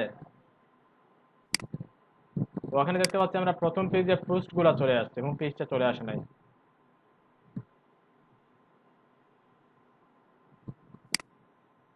ওরা হোম পেজটা কিভাবে নিয়ে আসবো দেখেন একটু। আমরা একটু যদি বলছিলাম অলরেডি সেটিংস থেকে রিডিং এ যাই। রিডিং এ যাওয়ার পর আমরা ওখানে দেখেন ইয়োর হোম পেজ ডিসপ্লে, আমরা স্ট্যাটিক পেজ দিব। আমরা ওইখান থেকে দেখেন এখন কিন্তু ব্লগ পেজে কোনো ব্লগ নাই। আমরা ব্লগ পেজে কোনো ব্লগ পাচ্ছি না, শুধু ব্লগ না টাইটেল আছে, আর কোনো কিছু নাই। কিন্তু এখন যখন আমরা স্ট্যাটিক পেজ সিলেক্ট করে আমরা হোম পেজের জন্য কোন হোম পেজটা দিব, যে হোম পেজ আমরা যেটা করছি ওইটা, আর পোস্ট পেজের জন্য কোনটা দিব, ব্লগ নামে যে এটা পেজ করছি ওইটা দিয়ে দিলাম। দেন এখন যদি সেভ করি আমরা, এখন যদি আমরা একটা রিলোড দিই আমরা ওয়েবসাইটটা হোমটা, এখন দেখেন প্রথম পেজে কিন্তু আগের পোস্ট যেগুলো ছিল ওইখানে নাই, এখন শুধু হোম পেজটা দেখাচ্ছে। এখন আমরা হোম পেজের জন্য আলাদা ডিজাইন করবো, একটু পরে ডিজাইন করতেছি। আর ব্লগ পেজে যাই, আমরা ব্লগ পেজে গেলে কি দেখবো? দেখেন পোস্ট যেগুলো করছিলাম আমরা ওইগুলো চলে আসছে। আর একটা জিনিস দেখুন, এখানে দুইটা পেজ চলে আসছে, কারণ আমরা মানে একটা পেজের 10টা পোস্ট আমরা সিলেক্ট করছিলাম। সেটিংস থেকে রিডিং, রিডিং থেকে আমরা ওইখানে কি করছিলাম, রিডিং তো ওইখানে আছে, ওইখানে দেখেন 10 পোস্ট আমরা সিলেক্ট করছি। আমাদের 5 দিয়ে দিই আমরা। 5 দেওয়ার পর যদি সেভ দেই তখন দেখতে পারবো এখানে এখন কয়টা আছে, 1টা 2টা 3টা 4টা 5টা 6টা 7টা 8টা 9টা, হ্যাঁ 10টা পোস্ট আছে, তাই না? আমরা কি করলাম, 5 দিয়ে এখানে 5 দিয়ে সেভ দিলাম। এখন যদি আমরা একটু রিলোড দেই তাহলে কয়টা দেখতে পারবো পেজে, একটা পেজে কয়টা পোস্ট আছে? 1টা 2টা 3টা 4টা 5টা, দেখা যাচ্ছে 5টা। আর বাদ বাকি পোস্ট গুলো কিন্তু প্রেজেন্টেশন হয়ে চলে আসছে নিচে। আমরা টুতে ক্লিক করলে পরের 5টা পোস্ট আসবে। তারপর এরপরে যদি আমরা ক্লিক করি আরেকটা প্রেজেন্টেশনে, তারপরের 5টা যেটা আছে ওইটা চলে আসবে, প্রেজেন্টেশন চলে আসবে অটোমেটিক্যালি। তাইলে মোটামুটি আমরা মোটামুটি রেডি করে ফেলছি একটা ওয়েবসাইট, একদম বেসিক যে স্ট্রাকচার যেগুলো আছে ওগুলো মোটামুটি রেডি। এখন আমরা জাস্ট প্রত্যেকটা পেজ ডিজাইন করে নিব আমাদের মতো করে, প্রত্যেকটা পেজ ডিজাইন করে নিব। এখন আমরা হোম পেজে আছি, তাই না? এটা হোম পেজটা আমরা একটু ডিজাইন করব। আমরা চাইলে যে পেজেস থেকে আমরা অল পেজেস থেকে আমরা এডিট দিতে পারি। অল পেজেস থেকে আমরা হোম পেজে ওখানে এডিট দিয়ে দেবো, অথবা যেহেতু হোম পেজ ভিজিট করা আছে আমরা যদি উপরে একটু লক্ষ্য করি তাহলে ওখানে এডিট পেজ পাবো। আমরা ওই এডিট পেজে ক্লিক করতেছি, আমরা হোম পেজটা এডিট করবো এখন। প্রত্যেক পেজে কি আলাদা আলাদা থিম ব্যবহার করা যাবে? না না না, একটা থিমে ইউজ করবেন আপনি। এখন দেখেন এখানে আমরা যদি এপিআই নেটওয়ার্কিং বিষয়টা হয়তো ক্লিয়ার হচ্ছে না, আর যে থিমে যাই,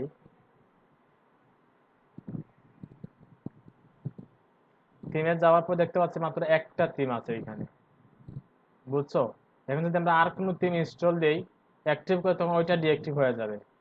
ঠিক দ্যাট মিনস, করলে তো এখানে ফুল টিমটাই অ্যাক্টিভ হবে, আপনি এখন বাদ দিবেন কেন?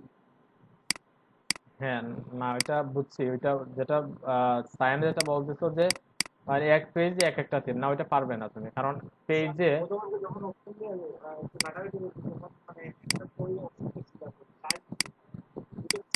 হ্যাঁ হ্যাঁ চাইল্ড চাইল্ড থিম আছে, চাইল্ড থিম থাকে, প্রিমিয়াম থিমে থাকে চাইল্ড থিম। চাইল্ড থিম হচ্ছে সাপোজ একটা মেইন থিমের আরেকটা ভার্সন হচ্ছে চাইল্ড থিম। চাইল্ড থিমে কিছু ফাংশনালিটি অ্যাড করে দেয়, দেন এডিট গুলো চাইল্ড থিমে এডিট হয়, তাই না? কিন্তু মেইন থিমটা ঠিকঠাক যেভাবে আছে ওইভাবে থাকে। পরবর্তী যদি ডাটাগুলা কি হয়, মানে কখনো লস হয়ে যায়, তখন কিন্তু শুধু চাইল্ডটা চেঞ্জ হবে, কিন্তু মেইন থিম যেটা আছে ওইটা ঠিকঠাক থাকবে। এবার চাইল্ড থিম নিয়ে আমরা ডেভেলপমেন্ট সেকশনে কিছু আলোচনা করবো। চাইল্ড থিম বা চাইল্ড থিম কিভাবে ক্রিয়েট করতে পারি, বা চাইল্ড থিম কেন ইউজ করা হয়। চাইল্ড থিম ইউজ করা হয় যাতে মেইন থিমে কোনো এডিট না হয়, বুঝতে পারছো? আমরা যদি চাইল্ড থিমে কখনো কোনো ভুল করি, কখনো ডাটাটা চলে যায়, তখন আমাদের মেইন থিম যেটা আছে ওইটা পেয়ে যাচ্ছি। কিন্তু মেইন থিম থেকে যদি কোনো ডাটা কি লস হয়ে যায়, তখন কিন্তু আর পাবো না ওইটা, বা কোনো চেঞ্জ করি তখন আমরা মেইন থিমে ফিরে যেতে পারবো না। কিন্তু চাইল্ড করলে মেইন থিম ঠিকঠাক থাকলে আমরা চাইল্ড দিয়ে এডিট করতে পারবো, তখন আবার ওইগুলো রিপ্লেস করে নিতে পারি। আমরা মেইন থিম থেকে আমরা যেগুলো এডিট করছি ওইগুলো আমরা রিপ্লেস করে নিতে পারি যদি চাইল্ড ইউজ করি, ওইটা সুবিধা। কিন্তু ফ্রি থিমের ক্ষেত্রে কিন্তু চাইল্ড থিম থাকে না। প্রিমিয়াম থিমের ক্ষেত্রে যারা চাইল্ড থিম ক্রিয়েট করে দেয় তাদের কিন্তু চাইল্ড থিম দেওয়া থাকে। তাইলে আমরা কি করলাম যে হোম পেজ যেটা আছে ওইটাকে এডিট করলাম, এডিটর মোডে নিয়ে আসলাম। এখন ওইটা এডিট করবো কিভাবে? আমরা হোম পেজ টাইটেল যেটা আছে টাইটেলটা রেখে দিই, আমরা কিছু কন্টেন্ট নিয়ে আসবো। কি কন্টেন্ট ছিল এখানে আমরা যেটা করছিলাম হোম পেজের জন্য? হ্যাঁ, এতটুকু কন্টেন্ট ছিল, আমরা এই কন্টেন্টটা নিয়ে আসছি। এটা প্যারাগ্রাফ। আমরা চাচ্ছি একটা হোম পেজে টাইটেল থাকবে, ওইখানে আমরা টাইটেলটা হোম পেজ চেঞ্জ করে আমরা একটু কাজ করি, ওইখান থেকে একটা টাইটেল দিয়ে দিই, তাতে একটু দেখতে স্ট্যান্ডার্ড মনে হয় আর কি। এজন্য এটা একটু ক্যাপিটালাইজ করে দিই। আর এগুলো তো সি ছিল, এস ছিল না। হ্যাঁ, তারপরে চাচ্ছি আমার একটা কন্টেন্টের উপর একটা ইমেজ থাকবে। আমরা ইমেজ ফিচার ইমেজ কিন্তু আছে, ফিচার ইমেজটা আমরা অ্যাড করে দিতে পারি। এটা মিডিয়া থেকে ফিচার ইমেজ অ্যাড করতে পারি। আমরা সাপোজ ফিচার ইমেজ কোনটা রাখবো? ওইটা দিয়ে, ওইটা কি? হ্যাঁ, ওইটা দিয়ে দিলাম ফিচার ইমেজ, তাই না? এখন দেখেন আমরা আপডেট করি একটু, আপডেট করার পর একটু আমরা এটা একটা রিলোড দিই। দেখেন ফিচার ইমেজ প্রথমে চলে আসছে, তারপরে কন্টেন্ট আছে, তারপরে টাইটেল আছে, তারপর কন্টেন্ট আসছে, তাই না? কিন্তু আমরা হোম পেজে কি সাইড বার রাখবো? অবশ্যই না, হোম পেজে আমরা সাইড বার রাখবো না। এটা একটা কাজ করি আমরা, ওইখান থেকে দেখতে পাচ্ছি কিছু অপশন আছে, আস্তে সেটিং, যে side bar, custom, no side bar দিয়ে আমরা আপডেট করে নেব। এখন যদি রিলোড দিই আমরা, দেখেন সাইড বারটা চলে গেছে। এখন জাস্ট একটা কি আছে, একটা এটা হচ্ছে হোম ওয়েবসাইটের হোম পেজ, একটা ফিচার ইমেজ আছে, তারপরে একটা একটা টাইটেল আছে, তারপর একটা কি আছে, একটা কন্টেন্ট আছে, প্যারাগ্রাফ আছে। এখন চাইলে আমরা আরো কিছু অ্যাড করতে পারি। সাপোজ প্যারাগ্রাফের পরে হচ্ছে আমরা আরেকটা ইমেজ থাকবে, তাই না? তখন ইমেজটা কিভাবে নিয়ে আসবো আমরা? দেখেন যদি আমরা এখানে দেখি, একটু লক্ষ্য করি, তাহলে এখানে গুটেনবার্গ এডিটর যেহেতু ইউজ করতেছি আমরা, অ্যাড ব্লকে আমরা একটা ইমেজ নিয়ে আসবো প্যারাগ্রাফের পরে এইটা, তাই না? আমরা আপলোড করে নিলাম, আপলোড না, মিডিয়া লাইব্রেরি থেকে নিয়ে আসবো, মিডিয়া লাইব্রেরি থেকে নিয়ে আসলাম, ওই ইমেজটা দিয়ে দিলাম, অথবা ওইটা। এটা কি সালাদ না কিছু? সালাদের মতো দেখাচ্ছে। আবার চাচ্ছি আমরা ওই চা পানিতে। স্পিকার অফ করো। আমরা এখানে ক্যাপশনও দিয়ে দিতে পারি, ক্যাপশন দিলাম না। আমরা একটু আরেকটা কিছু আমরা চাচ্ছি ইউটিউবে একটা ভিডিও নিয়ে আসবো। তখন দেখেন গুটেনবার্গ এডিটর থাকলে আমরা অনেক ফিচার পাচ্ছি। এখান থেকে আমরা ইমেজ, অনেকগুলো কন্টেন্ট ব্লক, ওইগুলাকে ব্লক বলে, কন্টেন্ট ব্লক। আমরা দেখতে পাচ্ছি অনেক ব্লক আছে, পেজ ব্রেক আছে, প্যারাগ্রাফ, হেডিং, ইমেজ, কোড কি দেখেন, আমরা একটু প্যারাগ্রাফ দিয়ে দিই এখানে, আরেকটা দিই, রাইট, একটা কোড দিয়ে দিলাম। আমরা একটা ভিজুয়ালটা একটু পরে দেখবো। তারপর আরো কিছু কন্টেন্ট নিয়ে আসি আমরা, এখানে ইউটিউব ভিডিও এমবেড করতে পারবো, ওইটা হচ্ছে মোস্ট ইউজড ওইগুলা। তারপর কমন ব্লগ, যেগুলো কমন ব্লগ, যেমন কভার আছে, audio, video, file, list create করতে হলে এখানে লিস্টে ক্লিক করব, তারপর আমরা লিস্টের কন্টেন্টগুলো দিয়ে দিব। তারপর ফরম্যাটিংগুলো আমরা কিভাবে করব? কোড হিসাবে থাকবে না বাস হিসাবে থাকবে? তারপর কাস্টম HTML আছে, তারপর কি যে পুল কোড আছে, টেবিল আছে, টেবিলও আমরা এখান থেকে ক্রিয়েট করে নিতে পারি। সবটা প্র্যাকটিস করবেন আপনারা, সব ব্লগগুলা প্র্যাকটিস করবেন। তারপর ফরম্যাটিং আরো কিছু দেখেন, লেআউট কি আছে, লেআউট এলিমেন্টে দেখেন আমরা যদি কলাম নিয়ে আসতে চাই, তখন দেখেন কয়টা কলাম চাই আমরা, যেরকম 3টা কলাম চাই, বা 3টা কলামের ভিতরে কিন্তু আমরা কন্টেন্ট নিয়ে আসতে পারবো। তারপর একটা প্যারাগ্রাফ দিলাম ওই কন্টেন্টে, ওইটা দিয়ে দিলাম, তারপর আবার ওইখানে আরেকটা প্যারাগ্রাফ নিলাম, গ্রিড দিলাম, আর একটা প্যারাগ্রাফ নিলাম, সরি এটাকে দিলাম এখানে, সরি, হ্যাঁ ওইটা দিয়ে দিলাম আমরা, ওইখানে একটি প্যারাগ্রাফ নিলাম, দিয়ে দিলাম। এখন আমরা এরপরে কি নিব? এরপরে আমরা একটা ইউটিউব ভিডিও নেই, ইউটিউব ভিডিওর ইউআরএলটা এখানে দিয়ে দিব। কোন ইউআরএল দিব? আমরা ইউটিউবে একটা ইউআরএল নিয়ে আসি। এগুলো আমি দিচ্ছি জাস্ট আপনাদের দেখানোর জন্য দিচ্ছি। আপনারা আপনাদের ডিজাইনটা আপনাদের নিজের উপর, আপনি কিভাবে ডিজাইন করবেন আপনি নিজেই জানেন। আমি জাস্ট কিভাবে কন্টেন্টগুলো ইউজ করতে পারি, ব্লগগুলো এগুলো দেখাচ্ছি আপনাদের। আমরা সাবস্ক্রিপশন থেকে এটা নিয়ে আসি।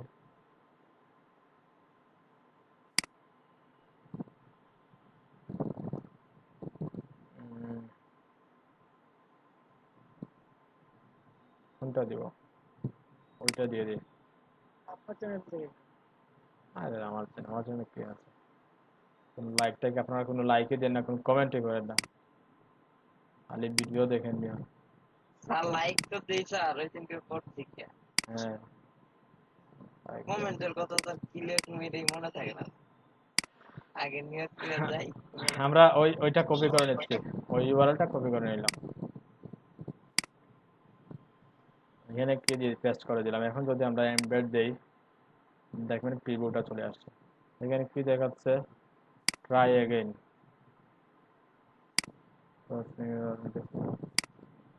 ওইটা দিই আমরা, শর্টকাট না দিয়ে ওইটা দিলাম।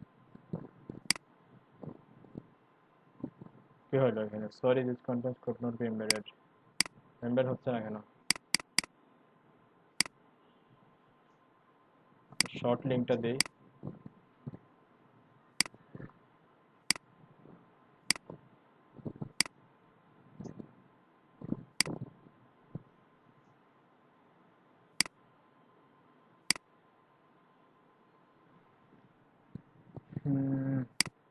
না, ওইটা করে মনে হচ্ছে দিতে হবে। শুধু আইডিটা দিই, আইডিটা না, এটা ভ্যালিডি বলে দেখাচ্ছে। তো অন্য একটা ভিডিও দিই আমরা দেখি। আর ইমবেডেডটা মনে হচ্ছে ইমবেডেড। না না, আমি করছি 2 নম্বর ব্যাচে এটা করছি। শর্ট ইউআরএলটা দিলেই চলে আসে। এটা আমরা ভিডিওটা একটু চেঞ্জ করি।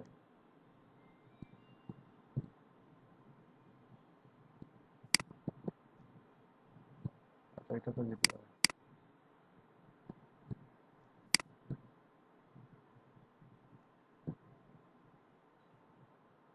আমাদের প্রধানমন্ত্রীকে নিয়ে আসি ওয়েবসাইট। আর এটাকে নিউজ, এটা কোন ইউআরএলটা দেবো? শর্ট ইউআরএলটা দিই। শর্ট ইউআরএল কাজ করে, আমি কিন্তু কাজ করছি শর্ট ইউআরএল দিয়ে।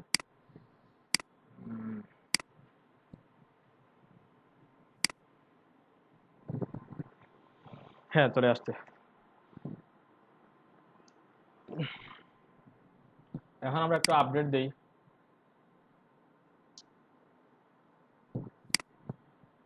একটু পেজটা একটু পে করি, দেখি কি আসলো। হ্যাঁ, আমরা দেখতে পাচ্ছি যে কন্টেন্টগুলো আমরা দিছি, দেখেন কোড চলে আসছে, 3টা কলাম, যে 3টা কলাম চলে আসছে। আবার কি চলে আসছে? ভিডিওটাও চলে আসছে। এরকম আমরা ক্রিয়েট করে দিতে পারি আমাদের ইচ্ছা মতো। দেখেন অনেক ব্লক আছে, ব্লকগুলো ইউজ করে করে কিন্তু আমরা সুন্দর একটা ডিজাইন করে নিতে পারি। ওই ব্লক, প্রত্যেকটা ব্লক সম্পর্কে অবশ্যই ধারণা নেবেন, সবগুলো তো আলোচনা করা পসিবল না, অনেক সময়ের প্রয়োজন। প্রত্যেকটা ব্লক আপনারা একটু একটা একটা করে কিন্তু দেখে নেবেন, এবং সুন্দর একটা ডিজাইন আপনাদের রুচি মতো একটা ডিজাইন করে নেবেন। হ্যাঁ, তাইলে হোম পেজটা মোটামুটি আমরা ঠিক আছে, হোম পেজে কিছু কন্টেন্ট নিয়ে আসলাম আমরা। তারপরে অ্যাবাউট পেজ, তাই না? অ্যাবাউট পেজের কন্টেন্টগুলো হোম পেজে যেভাবে নিয়ে আসলাম ওইভাবে পারবেন তো আপনারা? সাইড বারটা নান করে দিবেন। সাইড বারটা কোন জায়গায় থাকবে? সাইড বারটা ব্লগ পেজের সাইড বারটা রাখতে পারি। ব্লগ পেজ যেটা আছে, ব্লগ পেজের সাইড বারটা রেখে দিব আমরা। আর অন্যান্য যে পেজ যেগুলো আছে ওইগুলাতে কি সাইড বারের প্রয়োজন নাই। বা কন্ট্যাক্ট পেজে কি নিয়ে আসবেন? কন্ট্যাক্ট পেজে কন্ট্যাক্ট ফ্রম 7 এর কন্টেন্টগুলো নিয়ে আসবেন। কন্ট্যাক্ট 7 তো দেখানো হয় না আপনাদের, শুধু এখানে আপনার অ্যাড্রেসটা দিতে পারেন, বা কোম্পানি অ্যাড্রেসটা, আর আপনার ফোন নাম্বার, স্কাইপ, আপনার পার্সোনাল মেইল যেগুলো আছে ওগুলো দিয়ে দিবেন।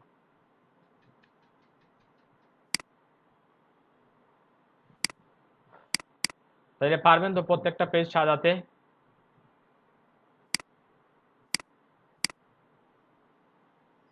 ইনশাআল্লাহ স্যার, চেষ্টা করব। হ্যাঁ, অবশ্যই পারবেন ইনশাল্লাহ।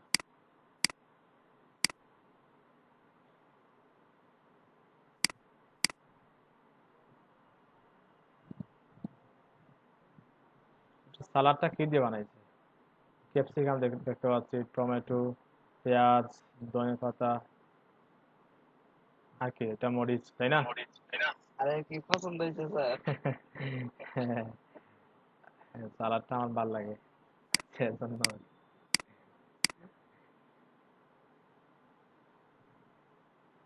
ওকে, এখানে একটা বাজে একটা ইমেজ দিয়ে ফেলছি, ফিচার ইমেজটা চেঞ্জ করে নিচ্ছি। এটা আর হচ্ছে হিন ফিচার ইমেজটা, এডিট পেজ।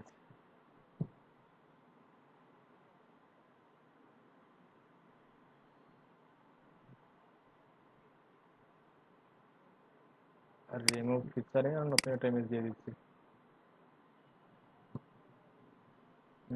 হ্যাঁ, মিডিয়া আপলোড থেকে ওইখান থেকে দিয়ে দিচ্ছি।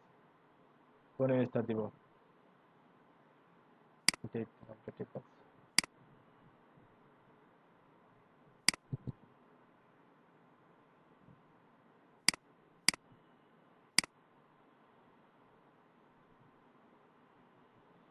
না, এখন ঠিক আছে। তাইলে আপনাদের হোমওয়ার্ক হচ্ছে একটা ওয়েবসাইট ক্রিয়েট করেন এরা, মানে কয়টা পেজ, একটা দুইটা তিনটা চারটা পাঁচটা পেজের একটা ওয়েবসাইট ক্রিয়েট করেন, এবং প্রত্যেকটা পেজে কিছু না কিছু কন্টেন্ট অবশ্যই রাখবেন। আমি আগামীকাল দেখে নিব কার ওয়েবসাইটটা কত সুন্দর হয়েছে, কে কতটুকু কন্টেন্ট দিচ্ছেন। আলাদা কোনো থিম দিয়ে করলে হবে স্যার? হ্যাঁ, অবশ্যই তিন দিয়ে, তো আটটা তিন, যে কোনো তিন দিয়ে করবেন, সমস্যা নেই। অথবা আটটা থিম আমরা যেটা দিয়ে ওইটাও করতে পারেন, যে কোনো থিম দিয়ে করবেন। বাট থিমের ডেমো কন্টেন্টটা কিন্তু ইউজ করবেন না। থিমের অনেক থিমে কি প্রি টেমপ্লেট দেওয়া থাকে, কিছু ডিজাইন করার টেমপ্লেট দেওয়া থাকে, ওইগুলো ইউজ করবেন না। আপনি কাস্টম, আমরা যেভাবে কাস্টম করলাম ওইগুলো ইউজ করবেন। অনেক থিমে টেমপ্লেট গুলা ডিজাইন করা থাকে, ওইগুলো জাস্ট ইনপুট করে আমরা ডেমোটা ইনপুট করে কিন্তু করে নিতে পারি। ওইটা করবো না, আমরা ওইটা পরে দেখবো। আমরা প্রিমিয়াম থিম অথবা ফ্রি থিমে যেগুলো আছে পরে যাবো। আমরা যেহেতু শিখতেছি এডিটরটা, এডিটরের কোন জায়গায় কি আছে, আমরা ওইটা করবো না। আমরা জাস্ট ম্যানুয়ালি আমরা ডিজাইনটা করে নেব। ওইটা হচ্ছে আপনাদের হোমওয়ার্ক।